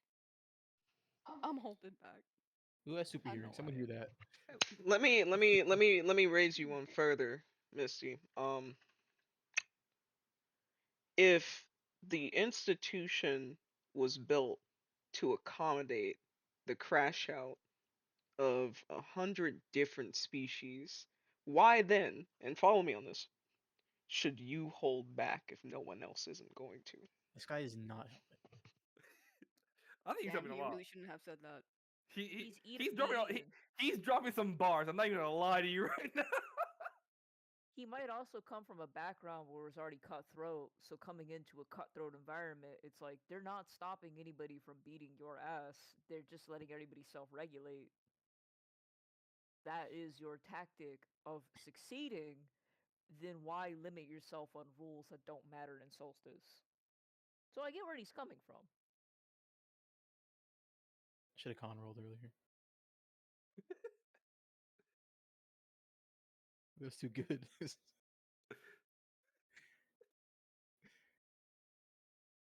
She's gonna look at him like in the way of like, you're fucking right.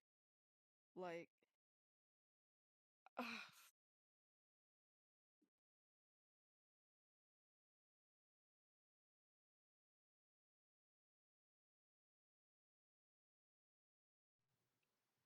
You're right. I'm gonna do it what am I now. doing? To which he is going to add that the other day I witnessed a fight. It was unlike anything that I've ever seen before between two magical creatures. And nobody reported it. Nobody reported it. Honestly, I didn't think anyone thought anything would come out of it other than what? A holistic wellness plan. So, as long as you don't kill anybody, I guess you could just do whatever the fuck you want. Go ape shit.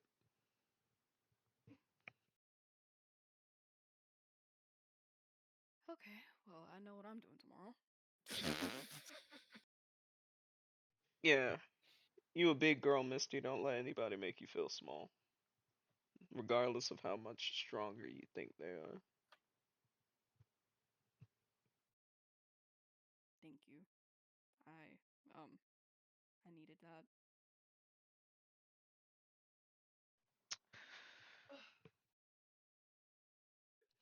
Anyways, Now that I gave you such great advice, it negates the possibility of you being mad at me when What do I you do? tell You you just when I tell you what you want to know about this teeny tiny weeny little hiccup that comes with vassals. Mm. This is what Hold she on, wants to know. let me sit down for this. Just hold on. Let me just. And she kind of like squats down and sits on the floor, and she's just like, okay, lay it on me.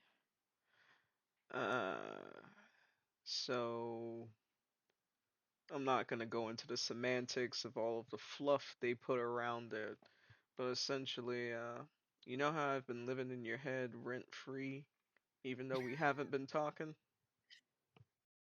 Uh huh. That's vassal shit. Not gonna be able to get me out of your head until I'm strong enough to learn how to break the bond.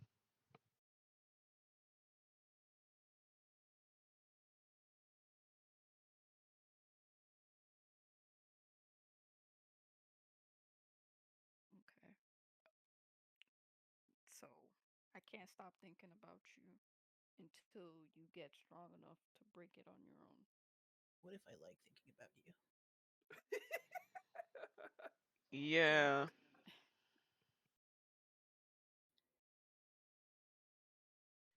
they say that until we reach a certain level of competency with our powers, we can't create fledglings.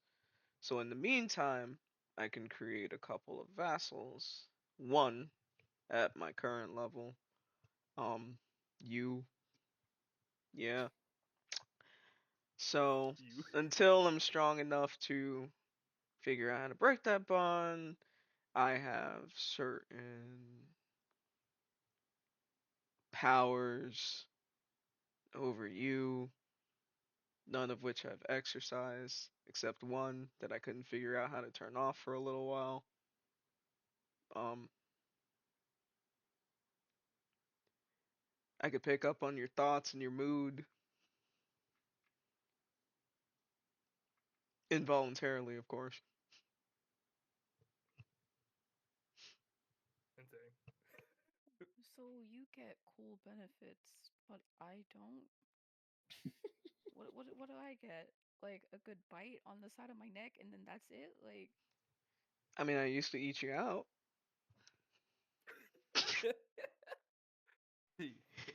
and you get my pretty face in your head every day.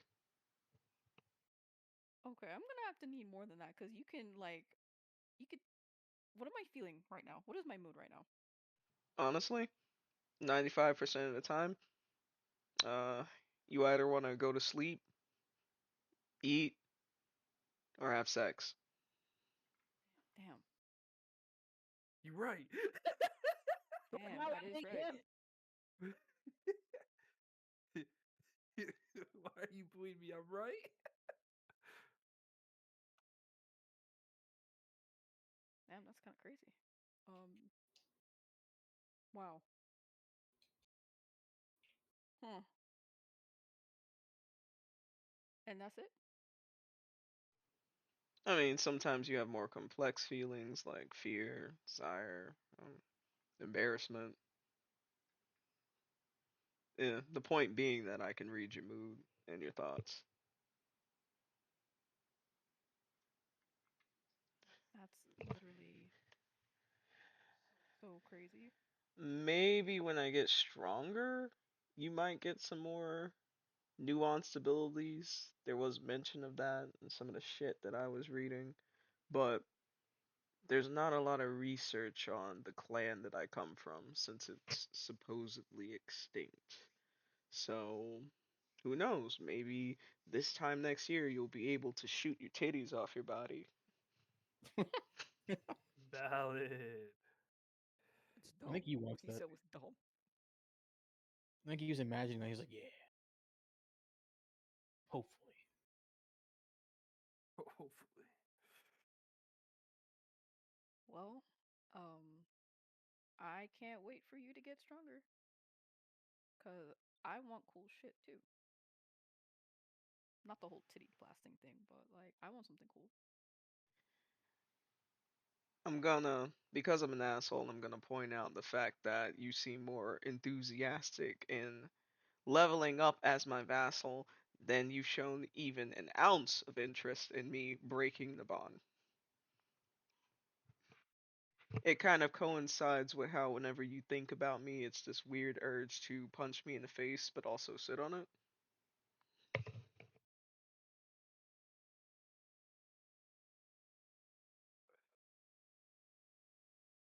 Tell you what's on it right now. I'll tell you what.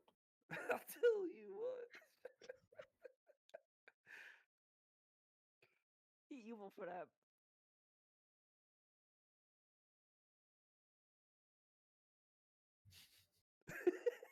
Missy's straight buffering. I wouldn't know how to respond to that either. Don't put my inner thoughts on the outside to use against me. Would you say that in this moment he read your mind? He did. Like, yeah, I want to punch him in the face, but like sometimes I would just rather sit on it. What? So he is correct. What? So I'm angry now. I'm feeling a complex amount of emotions right now, which is slowly leading to horny. Now, the thing you should be asking yourself is if he has been able to read your mind for however long it took for you to become his vassal, what all Jesus. has he read? How long? Was it the last bite? You know, the one shortly before your quote unquote breakup in which the vassalship started? Or was it the very first bite in which the vassalship started? So those Which nights, also both happened like yeah.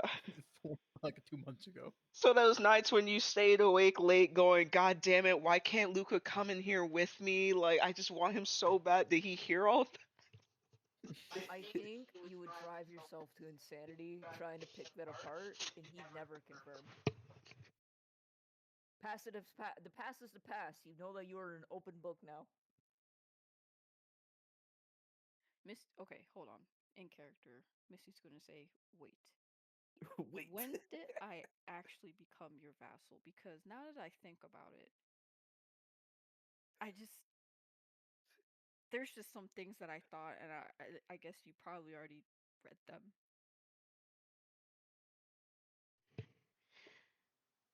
You will drive yourself crazy wondering what I know.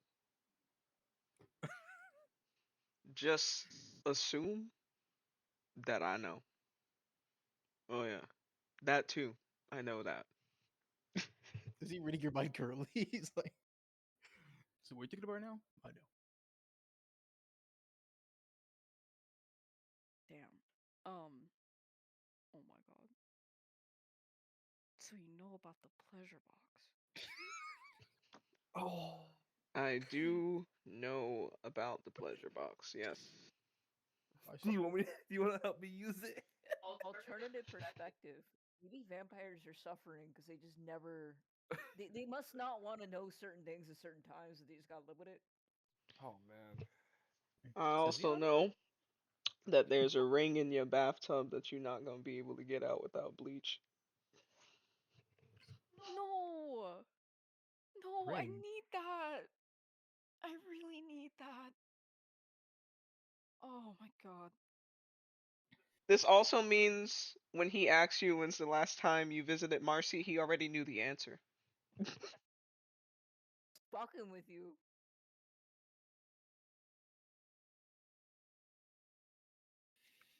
He was just being nice, you know. She didn't know that yet. Oh boy. I would say that that's being manipulative. Listen, I'm gonna need you to Vampire watch. being manipulative? What are you talking about? Just watch the Ghost of Yotai and tell me when you hit the Kitsune, and we'll talk about things you should say when you know in the beginning. Tell you what. I'll Mm, tell you mhm. what.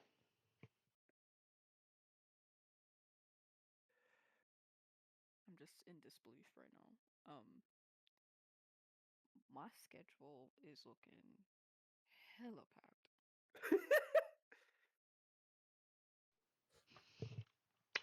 Now, do you have any further questions you would like to ask Luca before I move on to 10 slash Titan?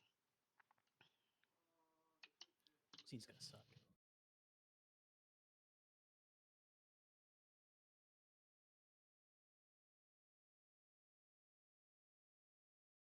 Boom. Probably. Okay. I have a quick question. Random question. Um,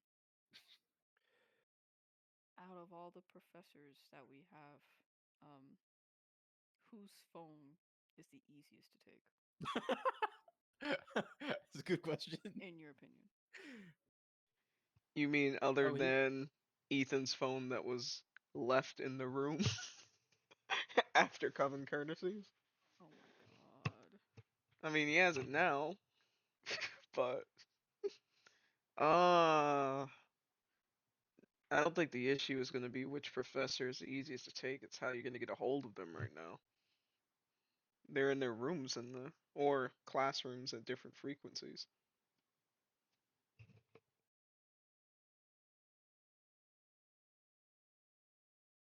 Mm. And huh. Hey, idea. Just let Ba take all his shit back. Free yourself. Hmm? Like, the problem is that's screwing up my primary grades, and you know I love my husbandry class. Man, I love my animals. man, Luca. Fuck them animals. I can't feel that shit. fuck, I can feel everything else but my primary. Like, fuck that class and fuck the professor who teaches it, bro. Crash out on Ba, go to class the next day, crash out on Gallows for assigning that bastard to you, go into your holistic wellness meeting and jump on the doctor. Luca, Luca's about to make the school blow the fuck up. I've been needing to stop. You might have You know what? 10. Keep going, man. I'm vibing with it. Yeah, but when it comes down crashing on you, what are you gonna do then? I don't give a shit. I'm They already in the hole right now. All right. Oh no, that doesn't mean I want to be Dang. I want everyone else to be in the hole with me. there. they gave you a Brother treat. shove. They gave you a treatment that you don't agree with it. If you follow the plan, they're gonna think it works. If you rebel against it, they're gonna give you alternatives. Jump on everybody. You can't just assault everybody Jump on that's a everybody that's trainer. connected to it. Go into the, go into, sorry, go into the headmaster's office and jump on her. No, no, Wait, no. wait, maybe not. Maybe that's too far. way too far. Misty, not even a nat 20 can succeed there. Not unless the headmaster just lets you. Like they want to see where it's going. She's into it. She's like, just Hmm. hands behind the back, feet on the desk. Like, let's see where this goes. A student hasn't pounced on me before. Intriguing. Kind of like it. I'll tell you what. Misty, you've been promoted. Welcome to Solstice Academy. Damn, Misty has a lot to think about because if she really does, like, let's say she crashes out on ball, that's out of character. This is ruining all the grades that I have because he has access to do that shit, and then I'm failing everything. What's important to understand is that each character has a different perspective of how they want others to perceive them. Lucas kind of got like this anarchist renegade thing going on, so he's not going to care if he's failing out of classes or not, or if he has beef because he is willing to tussle for what he perceives as his freedom. So I feel like it's just important to understand that Luca's giving you advice that reflects how he lives his life.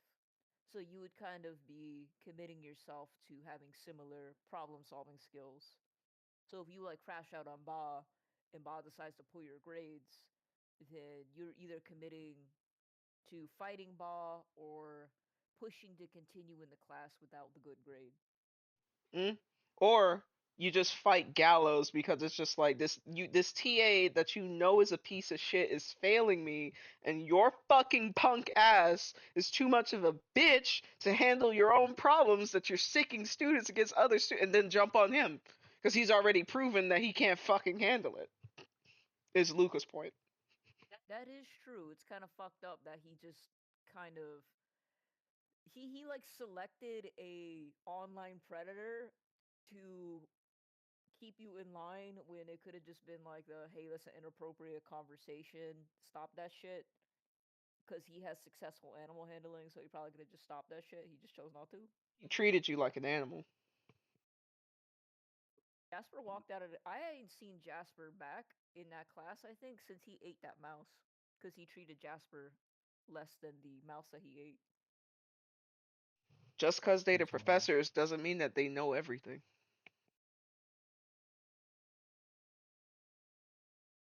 But you know, Weird that's thing just how about this Luca very functions. conversation. Let them listen. The fuck? If they're gonna do something about it, show up. If they feeling froggy, leap. That's what Misty's about to do. I'll tell you what. Okay. I'll tell you. I really need to. I tell you what. I'll tell you I what. need to. I need to do a couple things before I go to bed. Steal a phone. Mm. Take a selfie. So now we move on to Tim. Tim, who is still trapped behind the veil of Titan. So Tim, um, let's just say that in walking to Rosalind's room, Rosalind is Viradora, right? And I believe so is Cha Cha. Let me double check that real quick. Oh, my God. God damn it. Oh, this was a placeholder image for you, buddy. I thought I was good. I was good. So you are walking to Rosalind's room because that's like the next thing that's on your schedule and stuff like that. Yeah, let me confirm. Yeah, she is Viradora. And you from your little Five Nights at Freddy's mask could see that Roman's kind of like waiting by Rosalind's door because this was the plan that y'all talked about doing today. And you could tell because you just know Roman that something's off. 100% has to do with the fact that you blocked him. But because he had a conversation the previous day about the fact that Titan is controlling your body today, Roman hasn't taken it to heart, but you could tell, if your friend blocked you, it's still really, really concerning. But I'm gonna give it the benefit of the doubt. And that doubt in his face is confirmed when he sees you walking up with Cha Cha. God And Titan has like his arm around Cha Cha. She's holding on to his arm. You get to Rosalind's door and you can't feel it, but you could see what it's like to kiss Cha Cha. Is the simplest way I'm going to put it. And it's like a long, awkwardly long kiss for Roman, who is a unfortunate participant in witnessing that. Before he breaks away from Cha Cha, gives her a light pat on her backside, on her ass, and says, yo, give You me an really had hour. to Give me an hour. You really had to hit in that 20. I hate this game so much. And Cha Cha says, okay, bye, Mr. Iron Man, Mr. Tony Stark, Okay. Miss Marvel.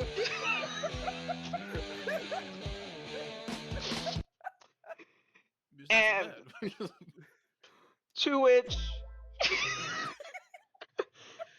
to which Titan turns to Roman and he says two things. He says the first thing is we have to be seen in public with more people than just Roman, or else people are gonna think we're gay. Uh, Who's he saying that to, Rope? he's saying that aloud because he knows you can hear it and Roman can hear it. That's so funny. Okay, in his defense, I do that shit too. I can't complain, but And then Titan's going to go to the ring, and he's going to say, um, I'll let you do your little thing with Rosalind, but Cha Cha stays, before switching and allowing you to have control over your body. You're locked in, bro. You're the victim of your own. Mm.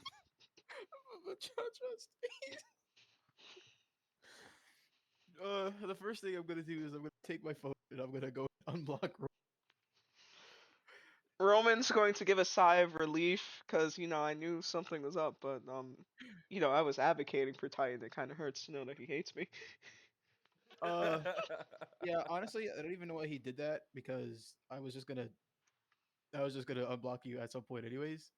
That really Well, just felt like just like a diss that he wanted to make sure it was clear. I will now know that if I am blocked, it is Titan. Yeah, I'm gonna assume Stein won't do that, but I guess we'll have to wait and see. I don't know. So, Cha Cha. Uh, yeah, let's get inside real quick. Mm. We'll talk about that later. Okay. So, Rosalind's room was a living relic of the early 2000s emo era. Dark walls layered with band posters, Polaroids, and pages from old magazines. A lava lamp bubbled beside her desk next to an ashtray turned crystal holder. When Tim and Roman appeared at her door, Rosalind's smile was with amused surprise, brushing potting soil from her skirt. Guess I'm diversifying my social circle today. Imani, Jasper, and the band are all tied up, so it's just me. Her tone softened, teasing, but open. So, what's this visit about? Another petition? A favor? Maybe you're here for herbs?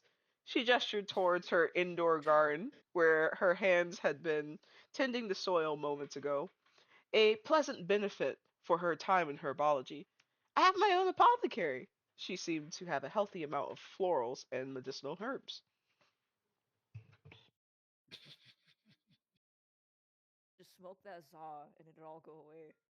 Smoke what, the Zaw. what kind of herbs?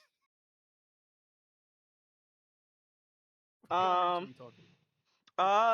well, it's mostly flowers, so I got some roses, some lavender, some of the basic stuff, and medicinal herbs. There's some flowers that can be used into, how do I put this? Salves for, I guess, supporters when I decide I want to make medicine and stuff like that. So I started growing some preliminary herbs for that.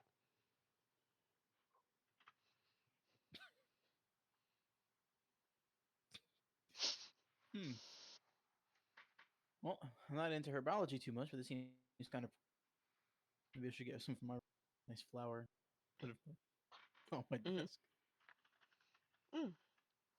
So, Tim, you came here for a very specific request. Would you care to tell Yes, I us did. and Roslyn what it is? Uh, so I know you had a rough last few days. But between Ethan and Felhart, it really got in my head. And so, of course, if you don't want to, it's okay. But I was wondering if it's not too much to ask, 'cause you just continue to fucking install this shit. Uh, if there was a way that we could maybe do some spiritual communication to see if Salem is out there somewhere. So, Roslyn raised a brow. You want me to contact Salem? I'm not sure about that, Tim. I could read energy, maybe a whisper through a dream, but crossing the veil? My spirit barely goes past the dorm wall on a good day, she admitted. So Rosalind seems to not be confident in her ability to fulfill the request. How would you like to proceed? He scratches the back of his head. Uh, well, it's probably not gonna help that I spoke to Felhart earlier, and he said something about her being on some sort of like demonic plane, and the whole thing related to hell, apparently. Yeah. So I had this idea yesterday before I knew that, hmm you know. Well, wherever she is, like I could take a crack at it, but I have a feeling she'll be too far for my capabilities. I'm just too small. You'll need someone stronger. I know that Elian and Cha Cha both have spiritual conjuring as their secondary, but if you want Damn. but if you want real results, you can also go to Aradia. She's a Kalish star, and she just doesn't miss.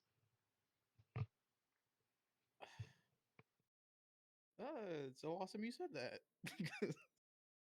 I just so Yeah. happen to to be friends with Cha Cha, apparently. Yeah. Talk about more than friends. I saw your relationship status change. When Congratulations. did he do that? When did he do that?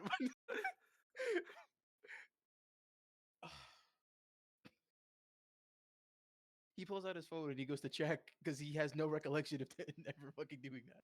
Cha Cha and Tim are in a relationship.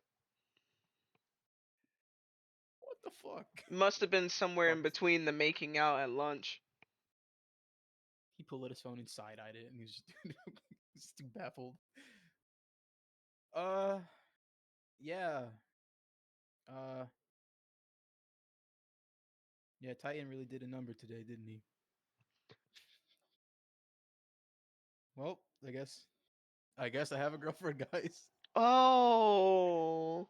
Oh man. How does that work? Do you get like multiple girlfriends? You know, I was asking the same thing earlier. Oh, I don't know. I didn't really think that far. Um, well, Elian was skipping and yeehawing and crying tears of joy on the way home, so I guess this is a good thing. For him. I guess For I'll take both what of you, what do you mean? You got a girlfriend. all three of us. Yeah. I guess I'll take one for the team. Roman's gonna exhale deeply and says, like, everyone's booed up now. I'm so sorry. Aw. Hmm. I don't know. Maybe you can talk to Stein. Maybe figure something out. Maybe he can help you. You want me to date Stein? I don't know, man. I'm at this point. I don't know. There's two other guys in my head that are fuck with me at this point. Respectfully, if I had to choose between the three, I don't think it would be Stein. And secondly, secondly, The other one's taken. no So offense, but whatever may come from Cha Cha, be it spiritually, physically, or medicinally, I think I'd want to steer clear from that. well, I I got the wrong end of that stick, unfortunately. I I'll think just I'm gonna seeing her a lot more. I think I'm seeing her after this, actually. Uh, so um Roman says it's okay. I'll just use the it's like Tinder. They have a Tinder on the social media have that. You got him out there on Simper. app. Maybe we can scroll through it together. I'll be your wingman. Well, you guys are already here, so you want to smoke? Yeah.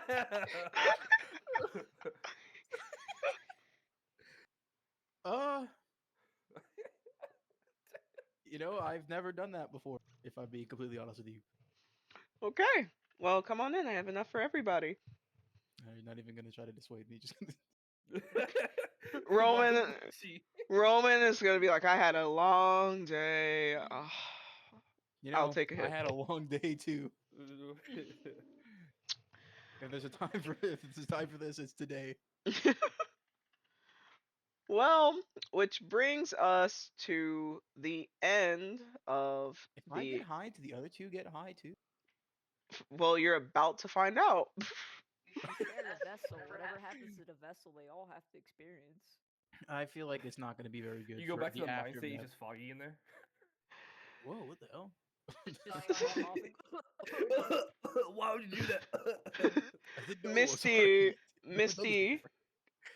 Misty, can you read the last caption?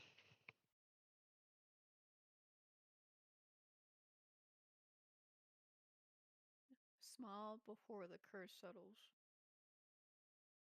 So, the time has come for our reflections. What, we had a lot of unexpected turns, not even just in this campaign alone, but the night before the campaign as well. So, I'm going to keep things a little simple today. Obviously, in alphabetical order. Let's do highs, lows, and then the biggest challenge you foresee in your near future. Wait, before we go into that, aren't we supposed to have another slide or am I tripping? Nope, No, that was the evening. that No, was the. today's a shorter day, so it was just free time, and then it's like evening and night. Yeah. So at Roleplay. nighttime, will I have my science lab sequence? It's in role plays, isn't it? I'm pretty sure those are text sequences, so we'll just be meeting up in text. Unless you wanted to bully me, but I don't think we need to do any heavy duty roles. Uh, Let me see. Yeah. I believe you replaced your science lab with meeting Luca, or your sleep. Yeah, I know I'm Oh, here it sleeping, is. but I know at Here it nighttime is. I was supposed to have a science lab sequence with Cain, I think, or something. Here it is right here. Um, you're going to be up late night and da da da evening, but also you just booked to spend your evening with Riven. So if you look in the class section, I put what everyone is doing right now.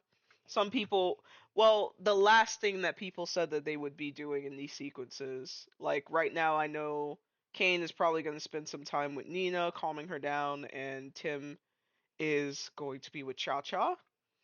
You were Mm-hmm. supposed to sleep after meeting up. Sorry, you were supposed to sleep after meeting up with Luca, but now you've booked that time to be with Riven to do your assignment. So I believe you are going to be on level 2 exhaustion next campaign. Oh, you gotta get the Eevees, Levy. Oh, hit that grind, hit that grind. Technically, I think it impacts 3 stats you don't need for some of your classes. So, like, fuck it. I think the next thing to be impacted is Dex. So Yeah. See, it's perception is disadvantaged right now, and then the next thing is Dex. yeah.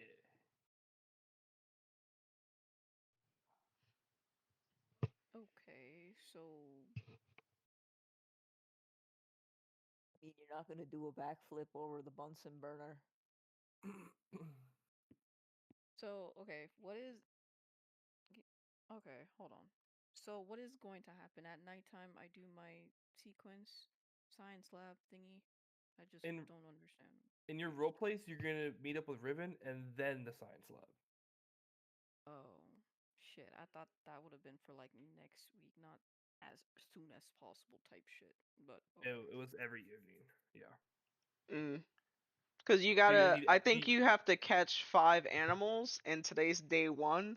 So he, yeah. and there's only 5 days. So essentially, Gallows assigned you guys to spend time in nature every day. So Riven was just like, hey, let's just get started in the evening, every evening until we get it. We succeed. Yeah.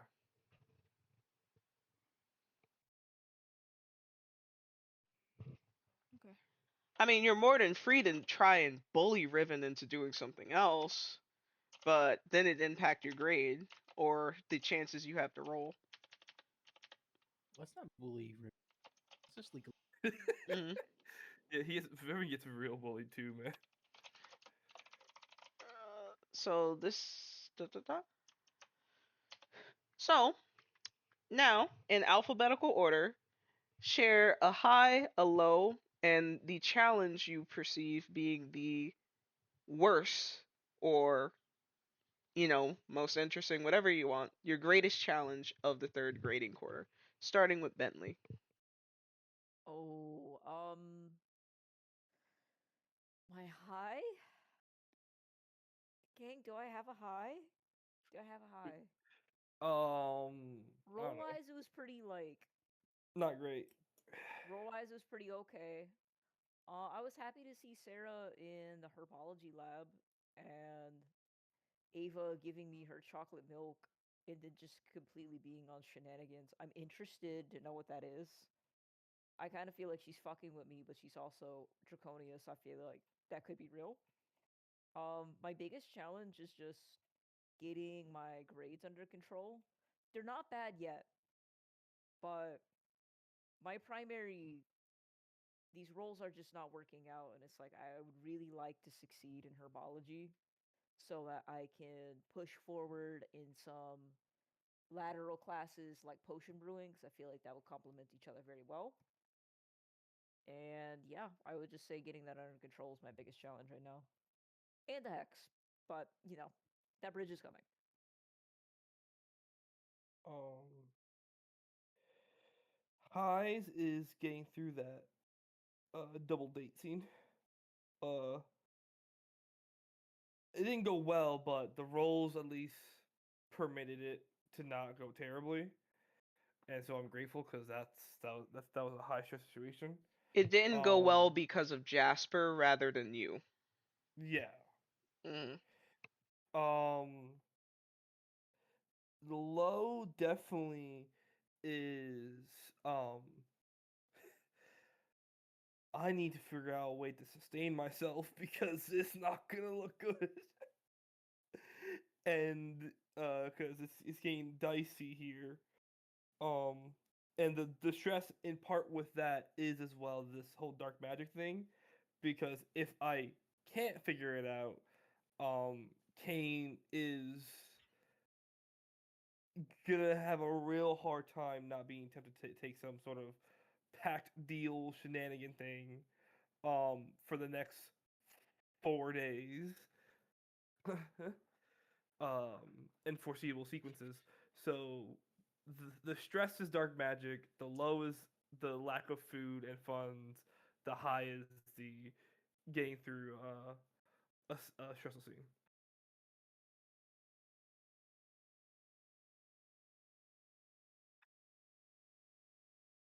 Um, my high is completing one out of like five science lab trips. Um, I need to do five more to get a good grade in science. Um, my low, it's probably going to be me ending things with Baw. That's probably going to suck ass. I'm going to like can feel a headache forming just thinking about all the shits that's It's gonna gonna be happen. stressful for sure. Grades gone, gonna start all over. Probably won't even get the applied classes anymore or whatever. So that's gonna be my low. And yeah. Um, a high for me was finishing my enchantments and charms because if I'm correct when it comes to my applied fields and classes, that was one of them. So I needed to be average in that class specifically. And so now that I have an A, I am closer to maybe taking that class. Mm. Uh, All you need which is is like awesome. a D. Like the third grading quarter, you just need a D, and you're in your applied class. Like, So and then a low is definitely trying to figure out this whole sharing a body thing because I didn't really take into consideration that the other two might want other friends and shit. And so I might just have to be talking to like 16 people simultaneously. Uh and then I forgot that they might start beef with other people as well. So now I have made my situation worse when it came to Misty and Cain. Uh, Titan got me a girlfriend, uh, and so I'm gonna figure out to work around that. I might just like let him take the wheel every time she shows up, because no way he's gonna make me do that shit. He's hope not. It's all fun and So games yeah. till Cha Cha ends up pregnant, bro. Damn it. That's crazy. And then like, what if Stein also wants a girl? And he's like, but I don't want Cha Cha. And what if she's crazy and she's like, hey, you can't date with me, and we have to explain the situation? It's a whole thing. This is gonna suck. I mean, in the very least, Stein thinks that Cha Cha's cute. Okay, so I guess that's 2/3 of me. I guess it is a dog democracy. I'm kind of losing end here. Gotta give Uh, the people what they want. okay, well, yeah, that's my low, is try to figure out how to share this body with with the two people that are hanging out up there. Well, um, a lot of things happened in the past 48 hours that was not on my bingo card, but it goes to show how upperclassmen are making the campaign just a little bit more chaotic. So, as we close this chapter, remember that anything goes, in the words of Luca. Why not Mm-hmm. crash out if they're going to protect other people for crashing out? Don't wait to be the victim, be the aggressor. Right, Kane? What? How does that fall on me? I am so like not ready for the day that he doesn't roll like a good con and just like bites the shit out of me. Kane, I'm gonna be honest with you. I don't know if it. How do I describe this? In vampire media, when vampires go a long time without consuming, and then they fail the equivalent of their con roll in their media, it goes straight to killing because they are trying to sustain themselves because they're malnourished. I think it's very, very, very fucking important you get this vassal now before they're putting a shotgun to your head like, oh, Yeller. I will figure something out. You should So, probably tell her that you were doing that. so either, well, now we know that Kane either has to talk to Nina about letting him have a vassal, because as you can see from Luca and Misty, like, me personally, I'm not saying that this is canon, but me personally, it's giving end goal. Like, yeah, they're not dating right now, but like, it's giving the vibe that in the future, let's say Luca's like level 6 type shit, and it's just like, okay, I know how to break the vassal thing. But by then they're married with kids or some shit. So, Uh, obviously the bond with the vassal is invasive, it's intrusive, but it's also very intimate. And you've seen how that's developed between Luca and Misty. So, technically, you are requesting an expansion in your intimate relationships. And though you may not sleep with your vassal per se, it is still someone that is going to be like very, very close to you in a way. So you're either talking Nina into becoming your vassal or talking her into expanding the relationship. So I think it is super important you make that a conversational element, especially given Nina's reserved background about yeah. romance and relationship. Because if you just do it and you don't talk about it, and then you have this incredibly emotionally intimate bond, it's the equivalent of an emotional affair. So you would need to talk with Nina. And then I would also like to point out I don't know what it would be like when she is your vassal, and I don't know how many feeding sessions it takes before they become your vassal, but she has a very strong prey instinct, so it might be complicated. but Hey, gang. Kane's misfortune aside, you all rest your hearts, Solstice stars. The dark has been kind, but the dawn comes to collect its debt. Thank you all for joining me for another fabulous game, and see you on the next one. Bye bye.